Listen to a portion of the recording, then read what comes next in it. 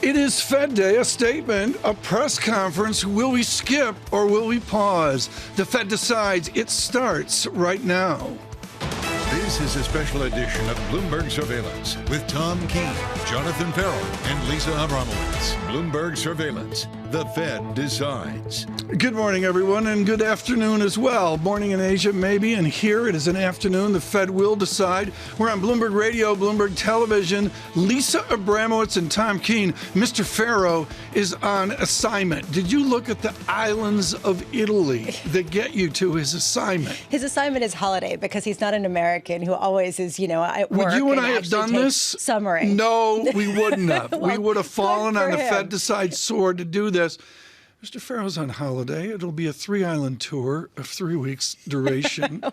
well deserved. Well, it is well deserved. And we hope he has a great time. But this is actually going to be a really interesting meeting. And I know you might disagree, but I personally think that this one sets up the trajectory of whether the Fed is done or whether we could start talking about significantly higher rates again now that the banking crisis appears to have waned. Great list of guests today. You're going to stay with us for Randy Kroszner here in moments. And the first question to Professor Kroszner has to be what you brought up this morning, which is this idea, is it time to dissent? Is it time to be more like the Bank of England? Is it time for people to say either one way or another that this is a Fed that should be either cutting or should be raising rates? The pause right now is we don't know. Let's get more data. Well, what is going to really sway either way, tip the balance? And that's really what I want to hear from some of the Fed officials that we hear. Let's look at the markets right now. They've been interesting through the day. We could dive into this and really go deep on the markets. We're not going to do that right now. Dow down, that's all United Healthcare, UNH, and a very oddity of the morning is the 30 stocks of the Dow are hammered by one stock.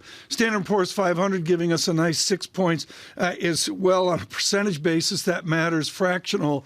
But the NASDAQ 100 continues the bid up 0.3% on the NASDAQ 100. And I think that's germane. That's really something to watch here as we go through the ballet of the statement, the conference as well. I'm going to mention Bitcoin because Ferro's not here, up 26,000 on Bitcoin. The yield space, Lisa, and this moved off PPI and has stayed PPI-like with a move in 3 basis points on the 2-year. 4.64%. What else did you observe in the bond market? Well, the fact that 2-year yields are lower on the day after PPI, yes, but it's also as people are anticipating this Fed pause. To me, this is interesting, especially given the fact that, to Bruce Kasman's point, you could potentially reignite risk assets in a way that the Fed would not necessarily want. In the Christian Malik shop at J.P. Morgan, what did they do today? They lowered from $90 to $81 a barrel, and that's a statistic I'm not sure we're going to hear about in the press conference, but I got a West Texas Intermediate 69.17 south in the last hour. This is a big deal.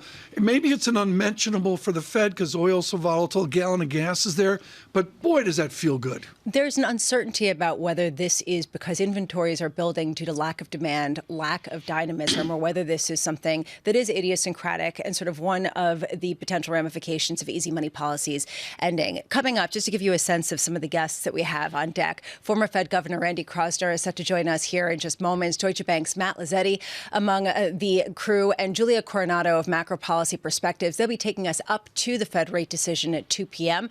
Then immediate reaction from KPMG's Diane Swonk, Bank of America's Michael Gapin, whose birthday is today. Happy birthday, Michael Gapin. And PGIM's really Michael Collins. And finally, breaking down that conference that will be the most important thing potentially to watch, BlackRock's Jeffrey Rosenberg and Morgan Stanley's Seth Carpenter, a really incredible list of people to parse through the hawkish pause, the hawkish skip, the jump, the hop, whatever we're going to call it. Yeah, Rachel emails in from Indiana and says, who's the travel agent for John Ferro? We hope to have them on tomorrow on Bloomberg Surveillance about a 3-island tour in Italy. We will get to that at the time. He's been an uncommon value to us. To have Richard Clarida and Randy Kroszner with us to give Fed perspective as a gift. Randy Kroszner is from Chicago, where macroeconomics is to study more microeconomics, and we're thrilled he could join us from the Booth School today. Let me go to the supply-demand conundrum of the Fed right now, Professor Kroszner, which is we want to have a study of demand macroeconomics, but we're still greatly affected by the pandemic. How much does the pandemic affect the dialogue on this June 14th? Oh, the long effects of the health crisis are still with us. They're affecting the labor markets. That's why we're seeing such one of the reasons why we're seeing such tightness in labor markets, because many people haven't come back in. Labor force participation, particularly among older workers, the more experienced workers, is much lower than it was before. People want to work from home. So the labor market dynamics are very different and really very much affected by COVID. It's a dual mandate. We know that they care about inflation. That's been widely understood. Have they given up, worried about the labor part of the mandate just because we're stuck below 4% unemployment? Well, we'll see if we're stuck below 4% unemployment. That's kind of the big debate on whether it's going to move up significantly or not, and whether it'll just move up a little bit like the Fed wants, maybe to the low fours, or once it gets going, does it continue up? So I think the Fed, I think Jay Powell has made it really clear that right now the priority is inflation. And if that means a slowing labor market, so be it, because the priority is bringing inflation down, because we don't want to get into late 70s, early 80s situation where, last time inflation had been this high, interest rates were double-digit levels. Randy, do you think that it's setting the message that their priority is inflation if they do not hike at a time when core inflation, at least if you look at CPI, is still running about 5% year over year? Sure. I mean, we saw the CPI numbers come out. The headline came down quite a bit, but the Fed will be focusing much more on core, in particular on core personal consumption expenditure index, which is a little bit lower than the CPI because of a different weighting for housing and a few other things in the index. But it's at the very least double, or somewhere between double and triple what the Fed's goal is. I think it's reasonable for them to say, okay, we've done 5 percentage points, nearly unprecedented rate of increase of interest rates. We're starting to see a few little signs here and there, maybe a little slowing in the labor market, maybe a little slowing in inflation, some concerns about some credit contraction, particularly for small and medium-sized business. So let's take an assessment. How important is this meeting, Randy? I mean, what are you going to be looking for, aside from just whether they skip, pause, hop, or do whatever they're going to do, and the initial projections that they have as they adjust the statement of economic projections? So for sure, it's the skip. It'll be the atmospherics around the skip, how they characterize that. If you look back at the transcripts of the debates, the internal debates at the Fed, even during the global financial crisis when I was there, most of the time is spent on the statement. They usually get to the decision on interest rates relatively rapidly. So I think thinking about how they characterize it, I think you're right. It's probably going to be a hawkish skip, suggesting that we know that inflation is still high. We know that we may need to bring it down further, but we just want to gather some information on what's going on in the labor market, what's going on, particularly on the credit side. Because I think certainly the anecdotal reports are we're seeing a lot more difficulty in small and medium-sized business getting credit. Commercial real estate is certainly going to get hit, and we're also starting to see some bankruptcies go up, particularly in areas like junk bonds. Randy, do you expect any dissent at today's meeting?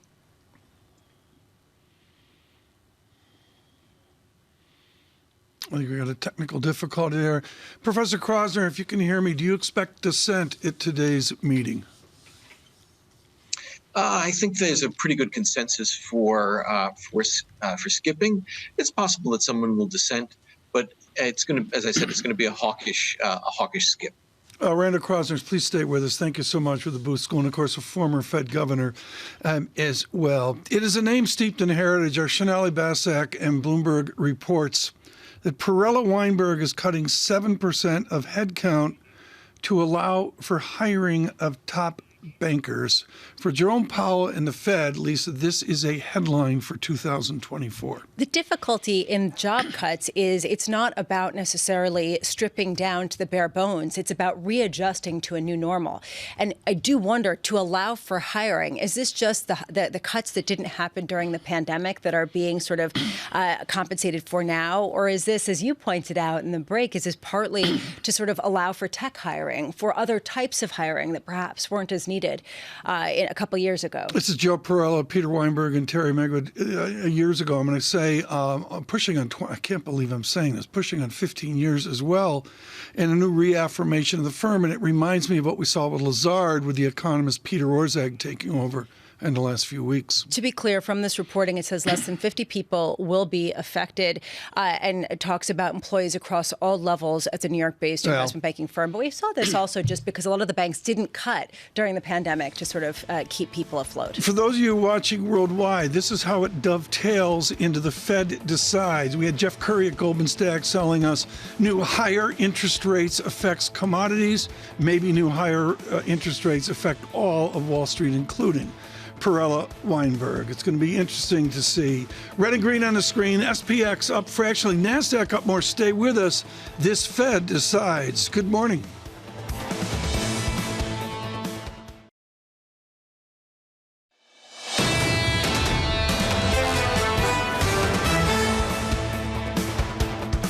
I think the Fed skips. Skip. Definitely a skip. A hawkish skip. Hawkish skip. Jerome Powell's been very clear about that. The messaging around skipping is really important. It's going to skip now and hike after that. I think it turns into a pause. The Fed wants to preserve optionality. They have to be flexible. You should expect the median dot to go up. Well, we're likely to see a higher median dot. They're going to try to signal that they're really not thinking about the next stage. The Fed really wants to buy itself as much time as possible. They're just going through this week by week. Markets have to sort of wait and see as the Fed kind of digests data. There's a risk that the Fed has to do more work later this year. The press conference will give us a little more detail. It's got to be a lively press conference. Surveillance round We are of applause. clapping. That was fantastic. Truly, skip, pause, hike, hawkish. That's a lot of work, skip. actually. Yeah, People think that just happens. That's a lot of work. But I think 3 or 4 of our interns put that together, actually. Work to do, more work to do. It might be a Skip, hawkish pause, skip. It's not going to be a pause. But that's essentially what we've been having again and again at a time where markets are basically trying to eke out gains, a little bit of confidence ahead of this particular Fed meeting with a sense that perhaps there will be, a hawkish skip, a pause, they'll wait, but they've got more work to go. About a 0.1% gain on both the S&P and the NASDAQ. Yields lower, which I find most interesting on a day when we really are talking about the potential for the Fed to maybe have to do a little bit more if the banking crisis is off the table. 4.63 on the 2-year yield. I'm watching that go lower as the day goes on, especially after PPI. Once again, Tom, this feeling of disinflation being led by the goods sector. Yeah, there's no question about that. In the core line in PPI, the business inflation out there, Michael McKee made clear the key line not only showed a continued disinflation, but also a revision. Thanks for watching in Sydney. Kieran in Sydney sends in, he says, I know it's a little early here. It's 3 a.m. in Sydney, but he said, I said good morning, and he's really glad that I gave some love to Asia as they watch. Okay, let's just say we're going to be saying good morning and futures all day. So, bear good with us as we everyone. do. Good afternoon. Good afternoon. Right now, let's get to it. We've got a wonderful discussion here for the next 15 minutes to drive forward. Matthew Luzetti with us, Chief U.S. Economist, Deutsche Bank. Juliet Coronado, iconic in 2008 at BNP Paribas with macro policy perspectives, and the former Governor Randy Kroszner Booth continues with us as well. Professor Coronado, I want to go to the bravery of Matt Luzetti. And Juliet Coronado, what I would suggest is Luzetti not only had the courage to say a recession, but he actually put a date on it and absolutely nailed the length, the distance that it would take to get to a recession. You nailed this in 2008. When do we finally get to some form of economic contraction? Well, Tom, I don't think it's imminent. And I think that the labor market has just, it's just such a strong labor market and such a self-reinforcing dynamic of hiring and spending that's keeping the economy on track. I think it's at least 12 months away. Could come sooner. I think the banking situation is not entirely over. Some of the inverted yield curve, the challenges of navigating the competition for deposits, all of that could result in some tightening in credit in the next few months. We know there's a lag between when that process begins and when it hits the economy. So we could see some weakness in maybe the turn of the year, early Q1, but it certainly isn't imminent. And, I think soft landing, probabilities have edged up a little bit. Matt Luzetti, you sat on our desk and made clear to us that a skip, a pause, whatever you want to call it, is the idea that this would be a Fed that would then cut rates. Have you amended that idea? Can we have a symmetric skip pause where we could move higher? Yeah, actually, our baseline is that they skip today. I think you get kind of hawkish commentary throughout each key part of the statement, the SEP, and then the press conference. But we actually think that they raise rates again in July. And I think it's all about the context of the skip today. So is it that they are seeing something in the data that is causing them to think that they could stop raising rates here for some time? Or is it more being driven by the idea that they want to have a greater period of time to be able to assess the lagged effects of monetary policy and the banking sector? I think it's the latter, and I think that sets up that if you get status quo type data over the next several months, and certainly over the next month and a half, that they are likely to raise rates again over the coming years. Get one into Matt Lazzetti quickly. He's got to go to lunch at Maria. I kind of highly doubt that on Fed Day, Matt. I am curious, as we heard from Julia just then talking about the concern around the banking system and particularly the regionals, how much is the Fed building in insurance that there is another shoe to drop in the small and regional banks versus markets that seem to have largely moved on? Yeah, I think if you go back to March, my assessment was that the Fed was probably building in about 50 basis points equivalent of Fed funds rate from the credit conditions tightening. I think a key question for them has been, is it tightening that much via the banking sector and credit conditions? I think what we've seen over the past several weeks is that it's probably towards the lower end of that range. I think that's one reason why they upgrade the dot plot today, show further rate hikes, because we're not getting as much tightening as anticipated so far from the banking sector. Matthew Lazzetti, thank you so much for your time today. I know your accounts at Deutsche Bank beckon at this moment. He is the chief U.S. economist at Deutsche Bank as well. We continue with Julia Coronado, Macro Policy Perspectives, and quickly here to Randy Kroszner, of course, the former governor of the Fed. Randy, I want to talk to dissent. Lisa brought it up. We brought it up this morning as well. Can you give us an idea of what Greenspan wrought, that everybody at your Eccles building has to be on the same page, and yet over at the Bank of England, a younger institution, we can actually have a visible, raging debate? Why is that?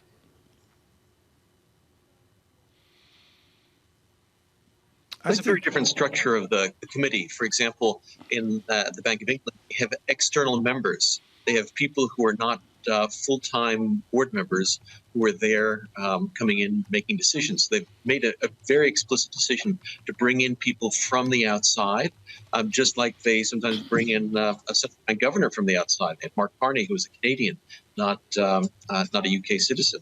So a very different kind of approach. Just imagine if someone proposed someone from Canada to be the head of the Fed in the US. People would just think they were crazy.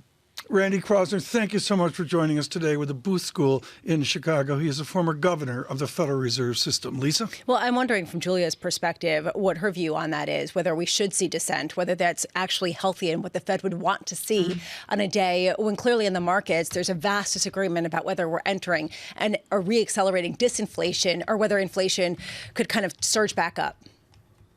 Yeah, I do think that we are in the zone where dissent would actually be a healthy sign. I think that the FOMC stuck very closely together during the pandemic and when they were doing extraordinary things with a balance sheet. And that was, a useful way of showing solidarity and clarity of purpose. But now we're in an inflection point. There are different views about risks to the outlook. Are they tilted towards still not doing enough or doing too much? And I think there is a range of views, and seeing that and revealing that to the public isn't necessarily causing a source of chaos, but rather a source that there really is a robust debate. Everything is on the table at the FOMC. So I wouldn't see a dissent. In fact, a hawkish dissent could sort of underscore that the risks are still towards higher rates in the FOMC's mind rather than to a pause or even a cut. So I wouldn't be surprised. Kashkari is a voter. He certainly has been on the hawkish side. If he dissents today, that would not be at all surprising. There's a theory out there that the fears of a regional banking crisis were vastly overblown and that actually credit conditions have loosened somewhat over the past month, 2 months. How much is the Fed still holding on or perhaps seeing something that we're not in terms of a tightening in lending conditions on the margins in less visible markets that they're responding to by not raising rates today? Yeah, I think that's right, Lisa. I think that they are seeing things on the ground. They're seeing conditions. We saw the weakest hands in this acute phase of this bank turmoil in March. get shaken out. But that doesn't mean that a lot of institutions aren't facing very similar pressures. Again, the basic conditions are we've had a generational shock in interest rates and inflation. We've got an inverted yield curve. We're seeing more mobile deposits than we've ever seen. That's pressure on the banking system. So it's not necessarily acute, but these kinds of things tend to emerge in a non-linear way. Dr. Coronado, I have been preaching to people the adverb suddenly. I think it's an adverb. That things happen suddenly. You own the high ground on suddenly at BNP Paribas in 2007, 8, and 9. Are we underestimating the suddenly into 2024, that labor can crack that quickly or inflation can disinflate that quickly?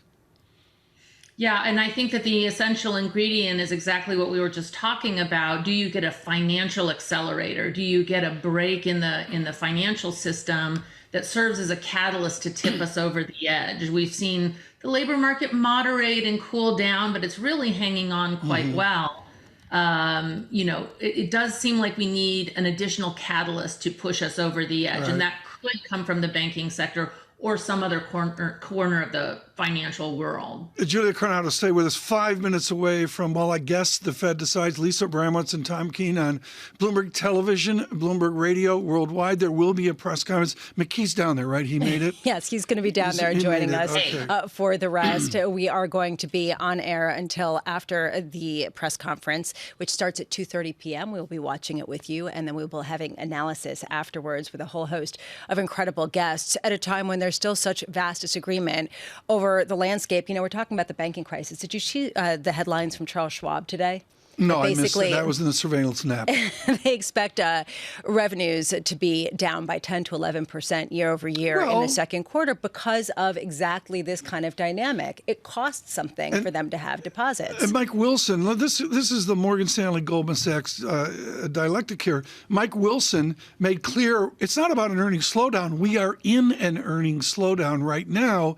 It's just as David Kostin mentions at Goldman Sachs, we're getting a huge multiple expansion as well. That'll be a part of our theme after this important meeting in 4 minutes. Julia Coronado, if you're still there, I'm going to tease you here, Julia, because you're widely vetted to be a governor someday at the Fed. Is any of this in University of Texas textbooks? I mean, is anything we're doing now in, Obsfeld Rogoff or, the other great and worthy macroeconomics Bibles we all studied? I think you're going to need to combine a few textbooks. There are elements of a lot of things. Certainly, my macroeconomics students are learning on the ground what we're dealing with. But there's a lot of cross currents, and you have to have both, your output gap, your quantity theory, your financial accelerators. You got to put it all in the pot, and then add a pandemic and supply chain frictions. And that leads to a whole lot of uncertainty and a range of views amongst market participants and amongst policymakers. Julia, how much are we actually seeing the savings that was built up during the pandemic eaten down versus simply added to because of bigger salaries and because of interest that people are actually earning now on their deposits? The net is downward. We are seeing the drawdown in that savings, that excess savings, particularly among lower income households that are most likely to spend that. So I think the second half of the year is a much tighter environment for the consumer. And we're already seeing them make decisions in a bit more price sensitive fashion, which could be helpful in bringing inflation down if consumers are starting to balk at these higher prices and push back. Julia Coronado, thank you so much. Dr. Coronado with macro policy perspectives as well. The theoretical framework from this pause skip meeting is simple. This is not a snooze fest, and I'm going to center it around the great article today summarizing Bernanke Blanchard's mystery about the view forward. Neil Dudda just emails in from Renaissance Capital. Neil, thank you so much in your optimism for listening. And he says, look, the neutral rate may be higher than we think or John Williams thinks because of technology, because of the changes in ESG and globalization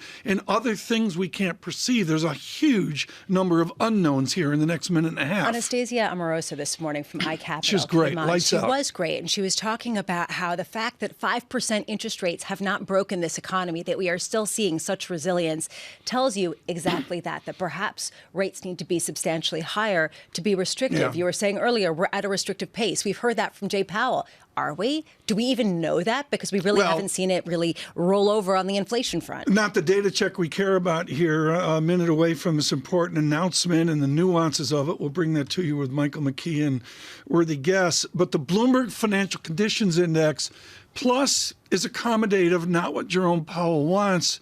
And a negative, more restrictive environment certainly is the desire of many. Bill Dudley would be in that list. Mohammed El-Arian would be in that list. Andrew Hollenhorst is the outlier of the major banks right now, I would suggest. Suggesting that if they were truly data dependent, they should go by 25 basis points today. And otherwise, they are not following the data. What I'm watching is the euro right now, markedly higher versus the dollar, 108.57, breaking out as people expect them to make a move, even if the Fed does not. I'm going to look at the two-year yield to 4 digits, 4.6286 for those writing down at home. Lisa, why don't you take us over to the festivities and Mr. McKee here in 30 seconds. Mr. McKee is checking in as we speak. I am also watching the commodity space, the fact that crude continues to go lower again. Look, how much under is 69. that? Yeah, exactly. Wow. Under 69 as people parse through some of the inventories that are picking up. We are about to get some words from the Federal Reserve as they embark on a pivot point of potential inflation, disinflation, and then potentially the end of a hiking cycle after raising rates by 500 basis points. Let's head over to Michael McKee now with the latest. Mike. We have a super hawkish skip. A unanimous Fed, no dissents, leaves the benchmark rate at 5 to 5.25%. However, the new dot plot shows a new terminal rate of 5.6%, which would be 2 25 basis point moves or at least 150. 12 of the 18 members of the committee see rates at that level or above. One sees 6.25%. 4 see rates moving up only 25 basis points, but only 2 see no change between now and the end of the year. In their statement, the officials say, holding the target range steady at this meeting allows the committee to assess additional information and its implications for monetary policy. But the very next sentence leads us into it with saying, instead of saying, in determining the extent to which additional firming may be appropriate, it now reads, in determining the extent of additional policy firming that may be appropriate. There are also significant changes to the economic assumptions. Unemployment this year projected to reach only 4.1%, down from 4.5% next year, and in 2025, down from 4.6. Growth revised up this year to 1% from 0.4 and lowered by 0.1 in the next 2 years. PCE inflation forecast at 3.2%, down from 3.3% this year. Core PCE is revised up this year to 3.9 from 3.6. There are almost no significant changes in inflation for the next 2 years. The federal funds rate will be cut, but not until next year, the summary shows. It will be a big cut as well, a full percentage point in 2024, going to 4.6% by the end of next year. They see rates falling to 3.4% in 2025. The statement says the economy has continued to expand at a modest pace, but job gains have been robust and inflation remains elevated. While the banking system is sound and resilient, they do expect tighter credit conditions will weigh on economic activity, hiring, and inflation.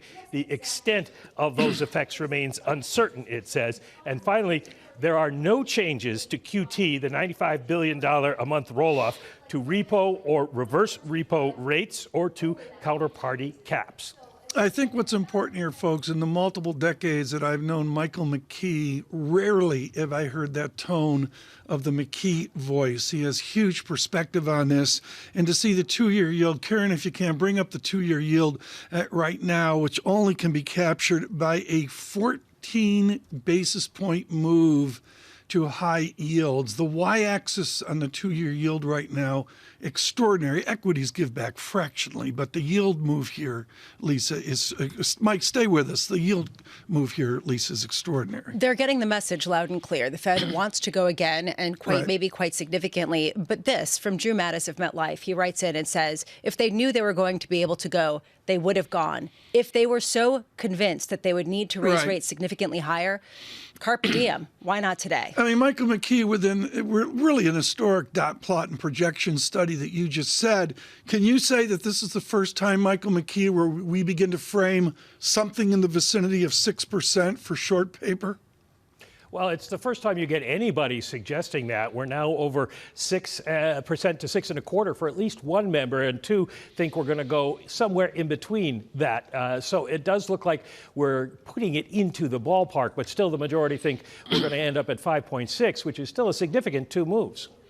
Honestly, I just keep going back to this idea. If they wanted to hike eventually and possibly twice more, why not today? The reassessment and potentially the concern out there. Michael McKee, stick with us. We'll be coming back to you as we do see markets on the move, very much readjusting to a reality where they possibly want to raise rates by 2 more times. Just to put this in a perspective, this is the first pause in Fed policy in 15 months. That is where we are. After starting on March 2022 and having raised 500 basis points, They did not raise rates, Tom.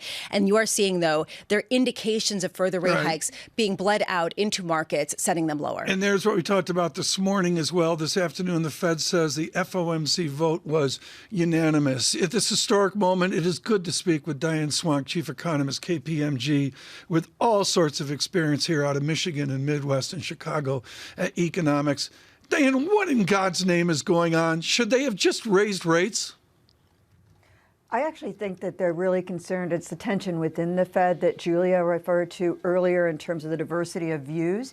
Chairman Powell is much more skittish about what's going to happen in the financial markets and stresses in the financial sector, the banking sector in particular, and not wanting to go too far. That said, this is a Fed that is committed to additional rate hikes. The tricky part of this pause or skip, the Waller skip, as we call it, was messaging it. And this was a very effective way to message, we're going to assess what tightening is out there and how much additional tightening is needed.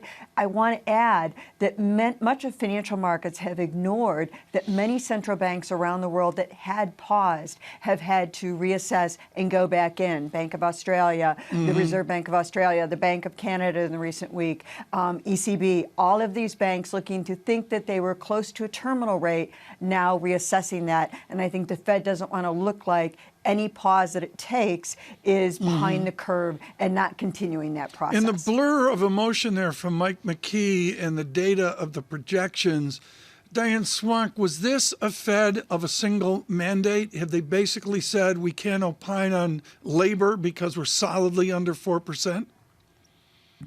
There is clearly a view that labor markets are extremely tight. They acknowledge that. I'm not at all surprised by the upward revisions to the forecasting growth. The idea that they're still going to get to 4.5% on the unemployment rate, although mild recession is still this sort of softish landing kind of scenario they're trying to reach for. But when you start looking at the other issues on rate hikes, on how many rate hikes are even in excess of 0.5% in this year, that really gets to the core of the issue of how hawkish they think they're going to have to be to derail what's become a more persistent global inflation, underlying inflation.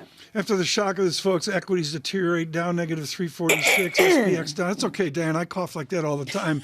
SPX down 0.5%, and I really want to say that the 2-year yield, my litmus paper this afternoon, continues to move to a higher yield. We've got a shocking 16, almost 17 basis point move. That's a ginormous move for those keeping score at home. Lisa? And I'm watching real yields, basically inflation adjusted, or the market's perception of inflation over 2 years, surging to the highest going back to 2009, nearly 2.7% in terms of real yield. So it gives you a sense of the tightening as we move forward. Diane, we were talking about how Chair Powell doesn't necessarily want to fractionalize his committee. He wants to keep people on the same page, and because of the varying views was why they didn't go. Is that uncertainty good, or is it bad for a Federal Reserve setting policy at such an uncertain time?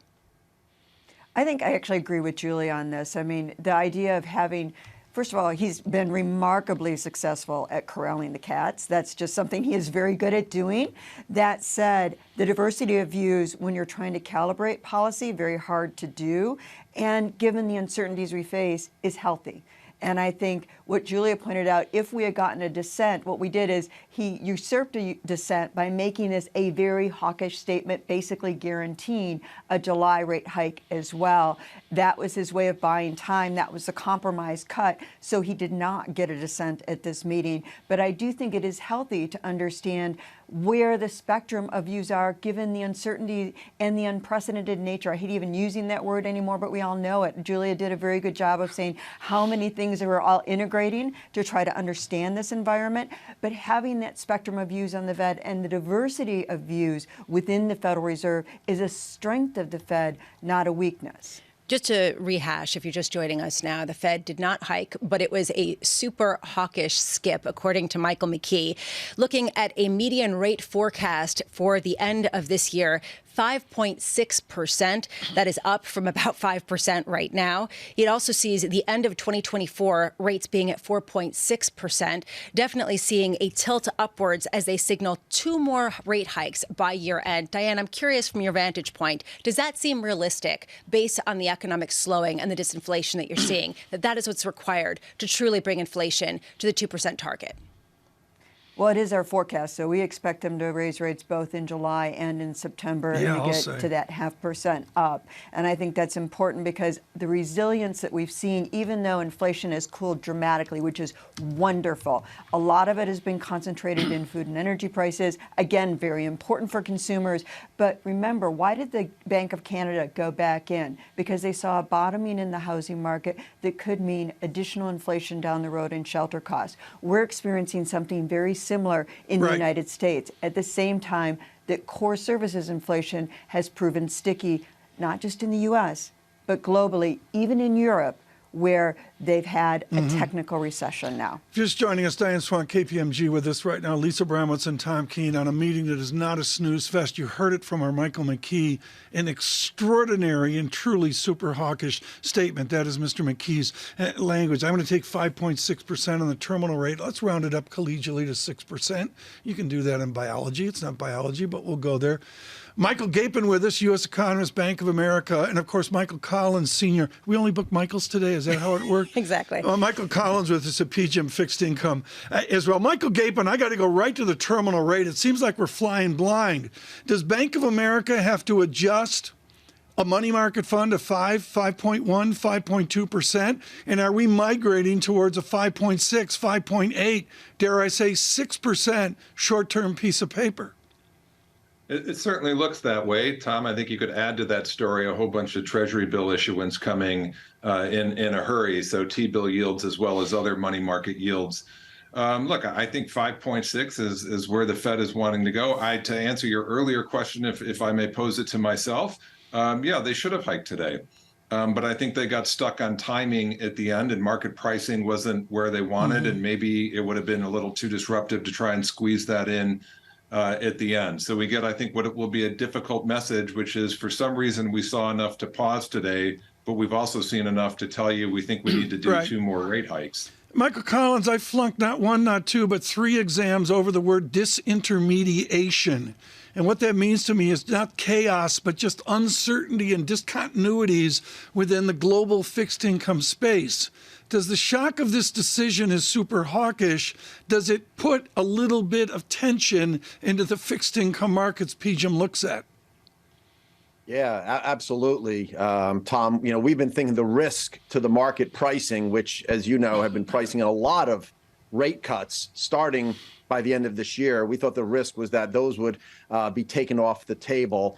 And sure enough, this really hawkish, forward-looking dot plot does that. So the big kind of bear steepening or flattening we're seeing in the yield curve is lined up with our positioning, fortunately, and is really, to me, what the Fed should be doing and is expected.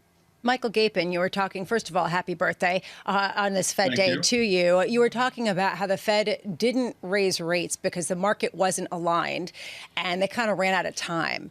Was that the right call, given the fact that they want tightening financial conditions to help them get to their goal?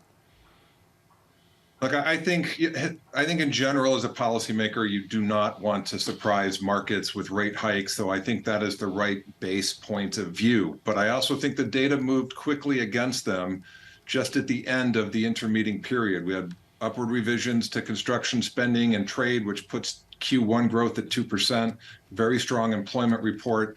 I think you're going to get a significant market reaction today anyway.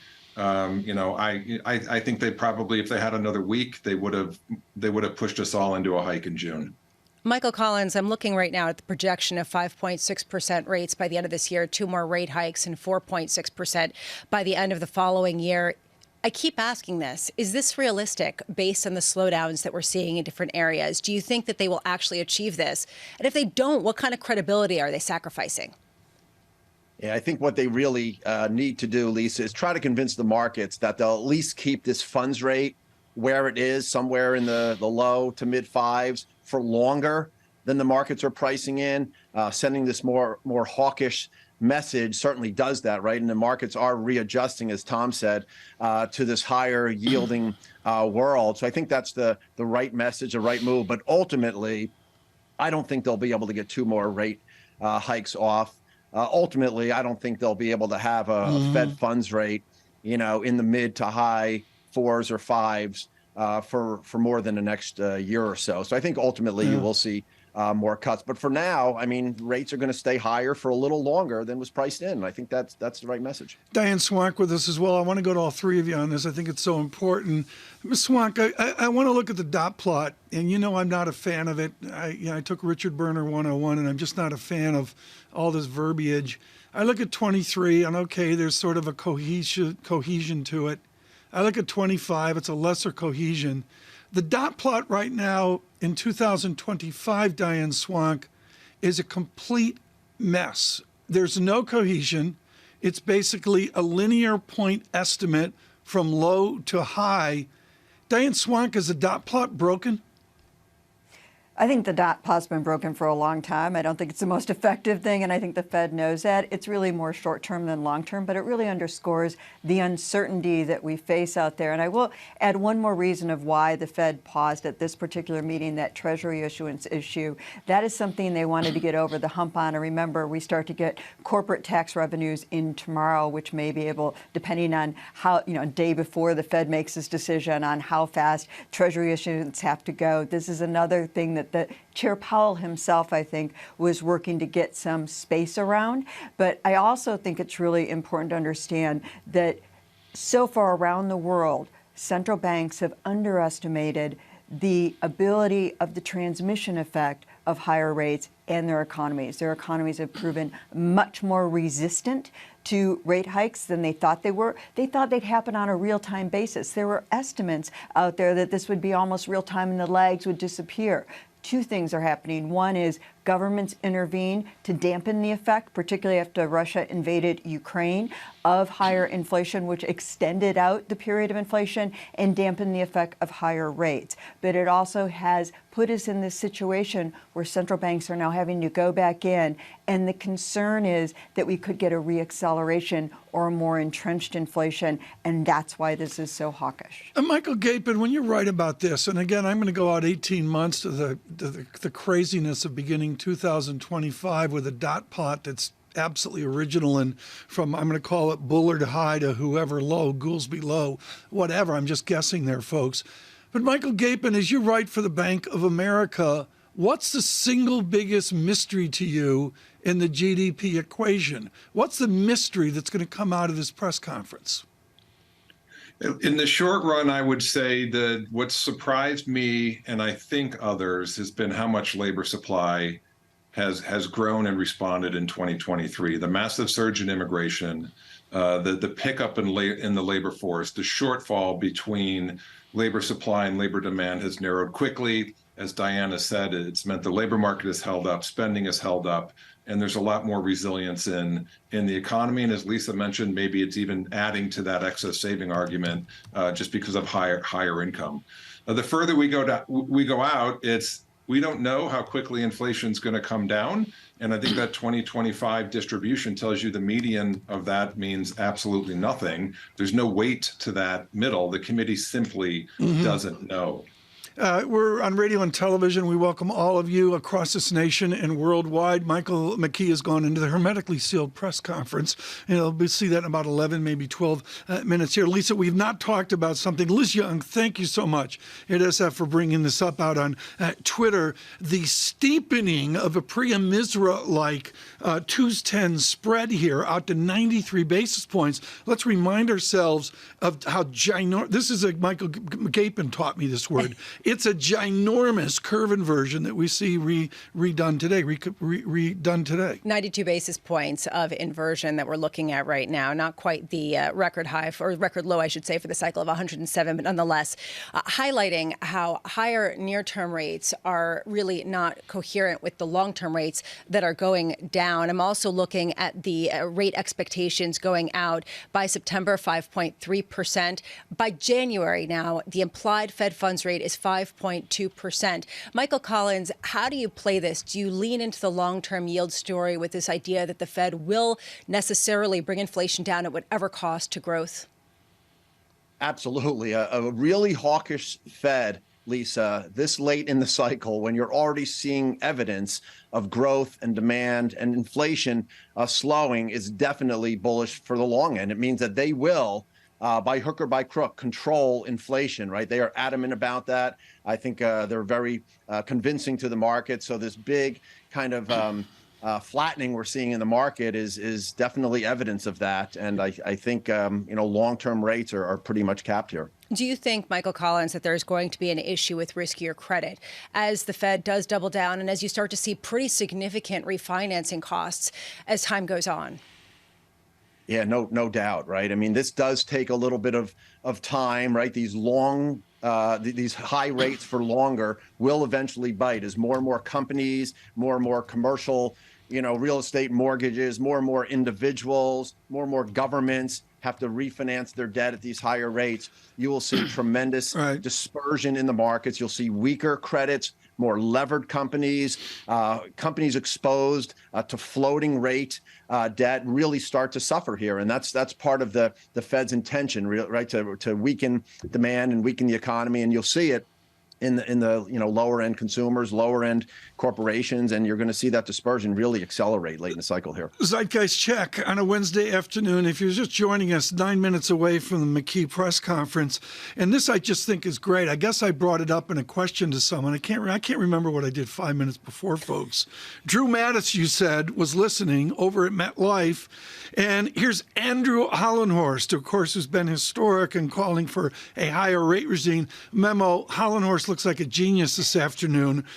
May I quote the gentleman from UCLA, seconding Mr. Mattis, why not just hike, exclamation point. Thank you, Andrew, for watching. A big question. Diane Swonk, do you want to take that? What is the indication here? Is it that they just didn't have the consensus, or is this something more? And does this basically mean, especially if they do raise rates, that a soft landing looks a little less likely today than it did yesterday? I think all of the above. I think the reason that they took a pause is because the chairman himself is getting more skittish about this, and we saw that come out in the May press conference. I think he got a lot of pushback within his committee, and that's what we're seeing is that pushback. I do think the time ran out on them in terms of shaping market expectations. Their last part of their open period where they could comment, they basically said we're going to skip. That shaped market expectations, so it would have been a surprise to raise rates here. That said, it does not preclude a 0.5% hike in July instead of a 0.25% hike in July. And I think that's something we're going to see come out in the press conference today as well. The biggest question out there will be, why didn't you do it today? I do think that the Fed will also, Chairman Powell will talk about the Treasury issuances and that extraordinary going on, those extraordinary issuances against the backdrop of quantitative tightening. People forget that the Fed did not stop quantitative tightening. And this is something that we really don't know the interaction of. We've never done this experiment. And that is also something that's in the back of his mind. And I would expect that he'll emphasize that we're still being restrictive by also continuing quantitative tightening at the same time that Treasury has to do this massive debt issuance. We're looking at equities off pretty considerably after this release. We're looking at NASDAQ down 0.7%. Michael Gapin, do you think the Fed is happy to see risk assets selling off today? Yes, in general. I mean, I think financial conditions, they've struggled to get them across the board as restrictive as they would like. And so I think obviously if you're going to move the dot 50 basis points higher, I think the intent is to tighten financial conditions. So yes, I think that this is what they would want to see. Michael, let me go to this lineup's great today. Michael Collins, Michael Gapin, Diane Swonk, and of course we'll have much more here in 6 minutes with the press conference. And Michael Gapin, I'm just going to pick on you because of the large platform of Bank of America. I'm supposed to, I'm with Elizabeth Warren on this. I think having a low unemployment rate is generally good for society. And are we in a panic about a super hawkish Fed because just possibly real GDP and an overlay of inflation is a buoyant nominal GDP? Are they bad things? No, maybe it's too much of a good thing. Might be one of the arguments. I mean, certainly the inflation we got, Tom, as you know, wasn't all because of a tight labor market. There were other sources that drove it. And I would say in our projection and most people's projections of a so-called mild recession or downturn in the economy brings the unemployment rate up to the mid-4s. Very few people are thinking it goes above 5. The 30-year average unemployment rate is over 6. So I think we're just saying a little less, say, buoyancy, if you will, is probably the right mix for the long-run performance of the economy. Nobody can doubt that a low unemployment rate is good for Americans and job seekers. But I think on balance, or I should say a different balance is probably preferred. John from Capri emails, and John, thank you for listening this afternoon. He says, go to Michael Collins and ask a financial question. Michael Collins, you're at PGIM. How will chief financial officers react to a super hawkish Fed where Hollenhorst and Mattis are just saying they should have raised rates to begin with? Does that goose issuance here through the summer? No, it's actually just the opposite. What we're seeing is really encouraging, right? When markets change and conditions change, people and companies change their behavior, Tom. And we're actually seeing a lot of corporations put off debt issuance. In fact, we're seeing a lot of them use their free cash flow to pay down debt so they don't have to reissue their debt at a much higher coupon. And that's really a silver lining here, right? As a credit investor, someone investing in corporate debt, you really want them to see them pay down debt. And we're actually seeing more and more examples of that. So that actually might be the thing that saves us here and really helps us avoid an existential credit crisis, which looks better and better. You won't see a big spike in defaults because companies are being proactive and they see the writing on the wall and they're starting to pay down debt. So this is a really good story from a credit perspective. Michael Collins, this now becomes a guessing game. What's the Fed going to do in July? And what are they going to do in September? And it becomes a credibility issue. What will you have to look for and what will you have to see to call their bluff and say, no, you're not. You're not going to go twice more before year end? Yeah, I mean, right now they're telling us they're going to change their policy from hiking at every meeting to basically hiking at every other meeting, right? So they're going to hike, twice in the rest of the year, once a quarter, basically, slow the pace of hiking is what they're telling us. Again, I think the longer they wait, the more evidence will become apparent in the markets, in the economy, and in the inflation data that will cause them to step to the sidelines and probably pull off one more hike, if that, for the rest of the year. Michael Gapin, what will the real 10-year do here? I'm absolutely fascinated by the super hawkish nature of the printed word and the projections that we saw. Does the 10-year real yield finally break out from 1.6 just back to my pre-COVID level of, say, 2.02, 2.05? Do we get finally the real yield to move? I mean, I certainly, in the front end, meaning kind of out to 5 years, I think that real rate has to go higher. I'm not yet fully convinced it would have to move in that direction for the 10-year, right? If you've become more convinced today that the Fed, as you mentioned earlier, is just really reacting to inflation, not so much economic activity, then the message here is they want to bring inflation down. So you get kind of the inversion at play. So certainly, though, they're telling you real rates need to be higher over the next 2 to 3 years. Diane, how political do you think the decision will be to raise rates even further from here, given that the focus really is on wages and employment? It's a great question, and I think the political backlash is already out there. First of all, the reason we're not as euphoric about the low unemployment we have is because we've lost living standards and actually lost spending power to inflation. And so that's the challenge the Fed's already had to face. What's been amazing is, even Volcker blinked back in 1980 and reduced rates then boosted them by 10% to get a second recession in 1981-82 after the first recession in 1980, which was an election year. So I do think there is going to be some political backlash to this idea of raising unemployment, which is understandable. But I think at the end of the day, the Fed is really concerned about the persistence of inflation. And at the Fed's at the rate conference, it's not just why did you not go today? Is the optionality on the table to move 0.5% again at an upcoming meeting? They do not want to bake into the cake this idea that they'll only move every other meeting. That messaging is where I'm really going to be watching for, because I think the Fed wants all options on the table. You three have been generous with your time. Back to your clients at KPMG, at the Bank of America, and of course at PGIM as well. Diane Swonk, Michael Gapin, and Michael Collins.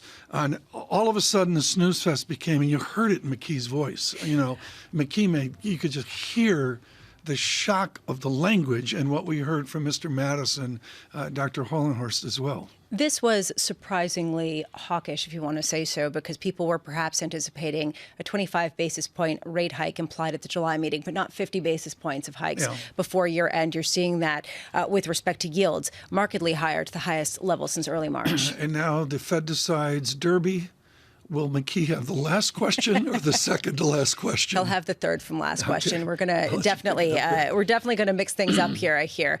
That's the whisper from the room. We're also seeing the dollar sell off, although less than before, 108.12. Just to reset, we are about to hear from Fed Chair Jay Powell after they did not raise rates for the first time in 15 months after 10 consecutive meetings of rate hikes. Now, they are not hiking, but they are indicating they are going to hike at least twice more before the end of this year. Their work is not done. That was very clear in their statement. And now the question will be, why did they not hike today? If they were so convinced of that momentum, what was the holdup as they tried to get consensus? He is a little bit late, which is unusual, Tom. Usually he is right on time. Extra time here. I just saw the clock. But he is coming out right now with a big folder. You can expect to see him having written down a lot of the answers. Let's head it over to Fed Chair Jay Powell. Good afternoon. My colleagues and I remain squarely focused on our dual mandate to promote maximum employment and stable prices for the American people. We understand the hardship that high inflation is causing, and we remain strongly committed to bringing inflation back down to our 2% goal. Price stability is the responsibility of the Federal Reserve. Without price stability, the economy doesn't work for anyone. In particular, without price stability, we will not achieve a sustained period of strong labor market conditions that benefit all. Since early last year, the FOMC has significantly tightened the stance of monetary policy. We have raised our policy interest rate by 5 percentage points, and we've continued to reduce our securities holdings at a brisk pace. We've covered a lot of ground, and the full effects of our tightening have yet to be felt.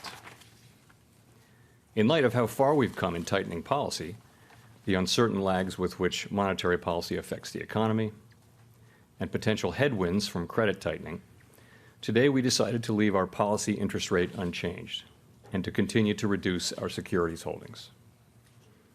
Looking ahead, nearly all committee participants view it as likely that some further rate increases will be appropriate this year to bring inflation down to 2% over time. And I will have more to say about monetary policy after briefly reviewing economic developments.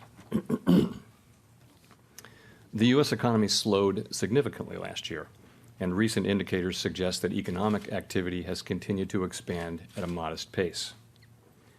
Although growth in consumer spending has picked up this year, activity in the housing sector remains weak, largely reflecting higher mortgage rates. Higher interest rates and slower output growth also appear to be weighing on business fixed investment. Committee participants generally expect subdued growth to continue. In our summary of economic projections, the median projection has real GDP growth at 1.0% this year and 1.1% next year, well below the median estimate of the longer-run normal growth rate. The labor market remains very tight. Over the past 3 months, payroll job gains averaged a robust 283,000 jobs per month. The unemployment rate moved up but remained low in May at 3.7%. There are some signs that supply and demand in the labor market are coming into better balance. The labor force participation rate has moved up in recent months, particularly for individuals aged 25 to 54 years. Nominal wage growth has shown signs of easing, and job vacancies have declined so far this year. While the jobs to workers gap has declined, labor demand still substantially exceeds the supply of available workers. FOMC participants expect supply and demand conditions in the labor market to come into better balance over time, easing upward pressures on inflation. The median unemployment rate projection in the SEP rises to 4.1% at the end of this year and 4.5% at the end of next year. Inflation remains well above our longer-run 2% goal. Over the 12 months ending in April, total PCE prices rose 4.4%, excluding the volatile food and energy categories. Core PCE prices rose 4.7%. In May, the 12-month change in the Consumer Price Index came in at 4%, and the change in the core CPI was 5.3%. Inflation has moderated somewhat since the middle of last year. Nonetheless, inflation pressures continue to run high, and the process of getting inflation back down to 2% has a long way to go. The median projection in the SEP for total PCE inflation is 3.2% this year, 2.5% next year, and 2.1% in 2025.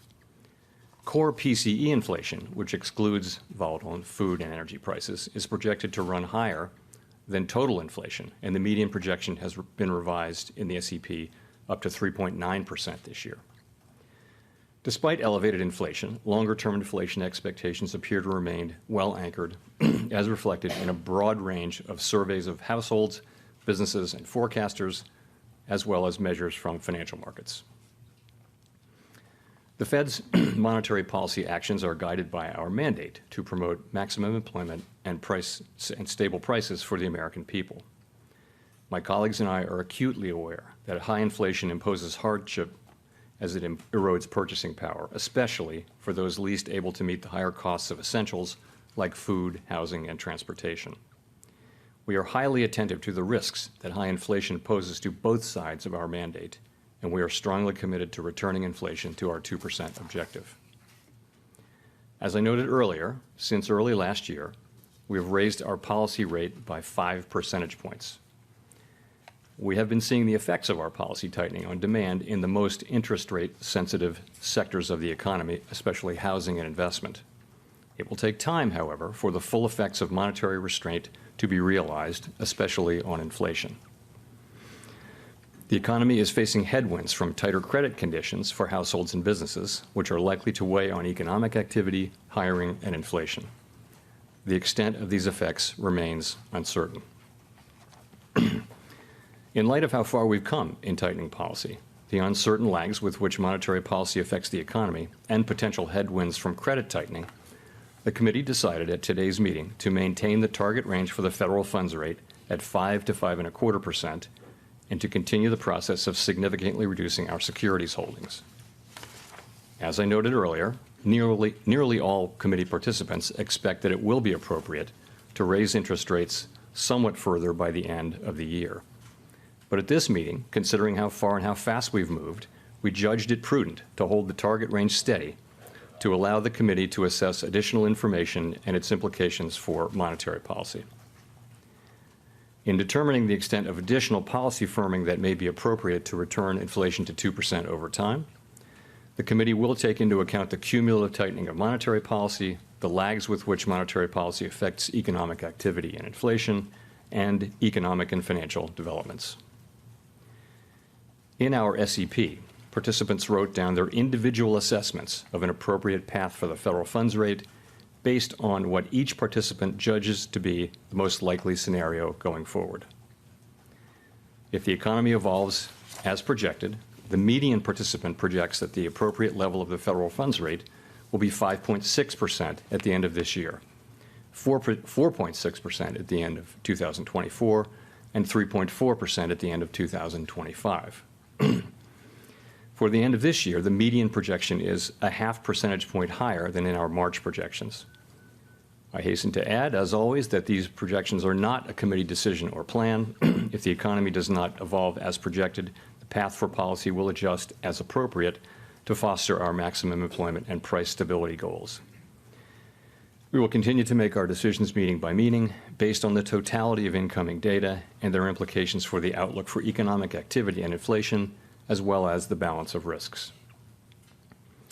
We remain committed to bringing inflation back down to our 2% goal and to keeping longer-term inflation expectations well anchored. Reducing inflation is likely to require a period of below-trend growth and some softening of labor market conditions. Restoring price stability is essential to set the stage for achieving maximum employment and stable prices over the longer run. To conclude, we understand that our actions affect communities, families, and businesses across the country. Everything we do at the Fed is in service to our public mission. We will do everything we can to achieve our maximum employment and price stability goals. Thank you, and I look forward to your questions. Thank you. Colby Smith with the Financial Times. I'm curious what gives you and the committee the confidence that waiting will not be counterproductive at a time when the monthly pace of core inflation is still so elevated, interest rate sensitive sectors like housing, while they've felt the drag of the past Fed actions, have started to recover in some regions, and financial conditions, most recently were easing. So I guess I would go back to the beginning of this tightening cycle to address that. So as we started our rate hikes early last year, we said there were 3 issues that would need to be addressed kind of in sequence. And that of the speed of tightening, the level to which rates would need to go, and then the period of time over which we'd need to keep policy restrictive. So at the outset, going back 15 months, the key issue was how fast to move rates up, and we moved very quickly by historical standards. Then last December, after 4 consecutive 75 basis point hikes, we moderated to a pace of a 50 basis point hike, and then this year to 3 25 basis point hikes at sequential meetings. So it seemed to us to make obvious sense to moderate our rate hikes as we got closer to our destination. So the decision to consider not hiking at every meeting and ultimately to hold rates steady at this meeting, I would just say it's a continuation of that process. The main issue that we're focused on now is determining the extent of additional policy firming that may be appropriate to return inflation to 2% over time. So the pace of the increases and the ultimate level of increases are separate variables. Given how far we have come, it may make sense for rates to move higher, but at a more moderate pace. I want to stress one more thing, and that is that the committee decision made today was only about this meeting. We didn't make any decision about going forward, including what would happen at the next meeting, including we did not decide or really discuss anything about going to an every other meeting kind of an approach or really any other approach. We really were focused on what to do at this meeting. So there was no kind of initial debate about the possibility of July, any sense of the initial support at this stage for that move? So again, we didn't make a decision about July. I mean, of course, it came up in the meeting from time to time, but really the focus was on what to do today. I would say about July 2 things. 1, decision hasn't been made. 2, I do expect that it will be a live meeting.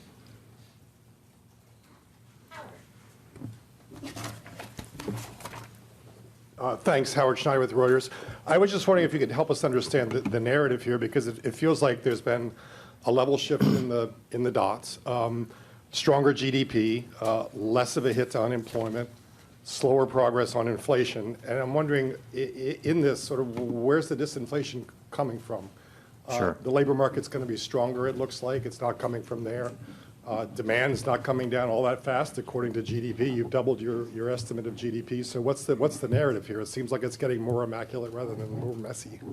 So you're right that the data came in, I would say, consistent with, but on the high side of expectations. So, and if you go back to the former SEP, the last SEP in March, you will see that growth moved up. These are not huge moves, but growth estimates moved up a bit. Unemployment estimates moved down a bit.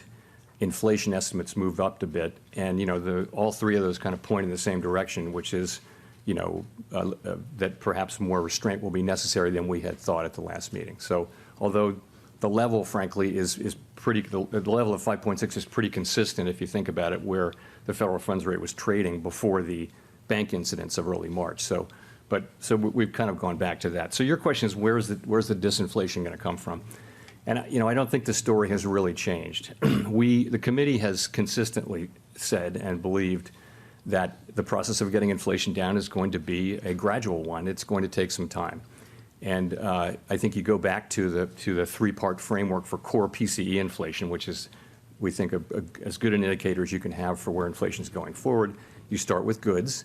With goods, we need to see continued healing in supply conditions, supply-side conditions. They've definitely improved a substantial amount, but if you talk to people in business, they will say it's not back to where it was. So that's one thing, and that should enable goods prices to continue, goods inflation to continue to come down over time. In terms of housing services inflation, that's another big piece, and you are seeing there that new rents, new leases are coming in at low levels, and it's really a matter of time as that goes through the pipeline. In fact, I think any forecast that people are making right now about inflation coming down this year will contain a big dose of this year and next year will contain a good amount of disinflation from that source, and that's again probably going to come slower than we would expect.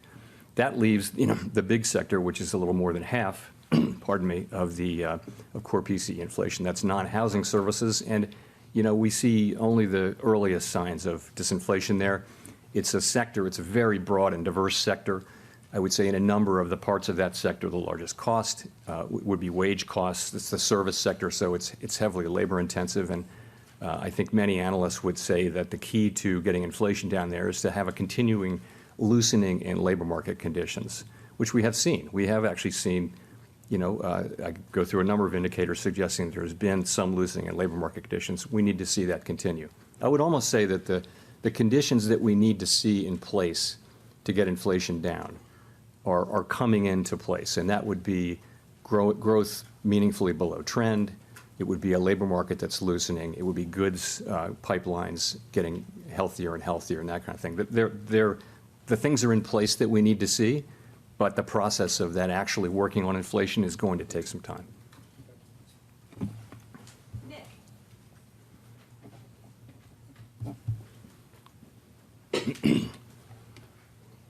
Nick Timmeros of the Wall Street Journal. Chair Powell, what's the value in pausing and signaling future hikes versus just hiking now? I mean, not to be flippant, but I don't lose weight just by buying a gym membership. I have to actually go to the gym. 16 of your colleagues put down a higher year-end 23 rate today. A majority of you think you're going to have to go up by 50 basis points this year. So why not just rip off the Band-Aid and raise rates today? So first, I would say that the question of speed is a separate question from the question from that of level. Okay, so and I think if you look at the SEP, that is our estimate, our individual. It's really accumulation of our individual estimates of how far to go. I mentioned how we got to those numbers. In terms of speed, it's what I said at the beginning, which is speed was very important last year. As we get closer and closer to the destination, and according to the SEP, we're not so far away from the destination in most people's accounting. It's reasonable, it's common sense to go a little slower, just as it was reasonable to go from 75 basis points to 50 to 25 at every meeting. And so the committee thought overall that it was appropriate to moderate the pace, if only slightly. And there are benefits to that. So that gives us more information to make decisions. We may try to make better decisions. I think it allows the economy a little more time to adapt as we make our decisions going forward, and we'll get to see. We don't know the full extent of the consequences of the banking turmoil that we've seen. It would be early to see those, but we don't know what the extent is. We'll have some more time to see that unfold. I mean, it's just the idea that we're trying to get this right, and this is if you think of the two things as separate variables, then I think that the skip, I shouldn't call it a skip, the decision makes sense. I know you said July is live with only one June employment, with only the June employment and the CPI report for June due to be released before the July meeting. You get the ECI after, you get the senior loan officer survey after, you get some bank earnings at the end of next month. what incremental information will the committee be using to inform their judgment on whether this is in fact a skip or a longer pause?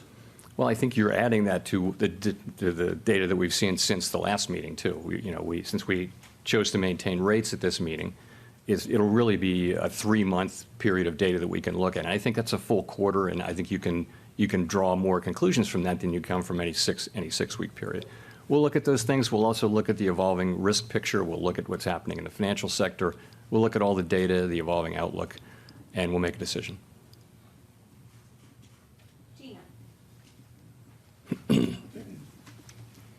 Thanks for taking our questions. Gina Smialik, New York Times. You obviously, in your forecast, marked up the sort of path for growth, marked down the path for unemployment, and marked up the path for inflation pretty notably. I wonder, since March, what has changed to make you think that the economy is a lot more resilient and inflation is going to be a lot more stubborn?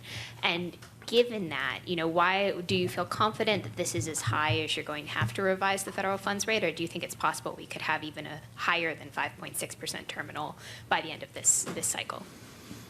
I mean, on the first part, I just think we're following the data and also the outlook. The economy the labor market, I think, has surprised many, if not all, analysts over the last couple of years with its extraordinary resilience, really.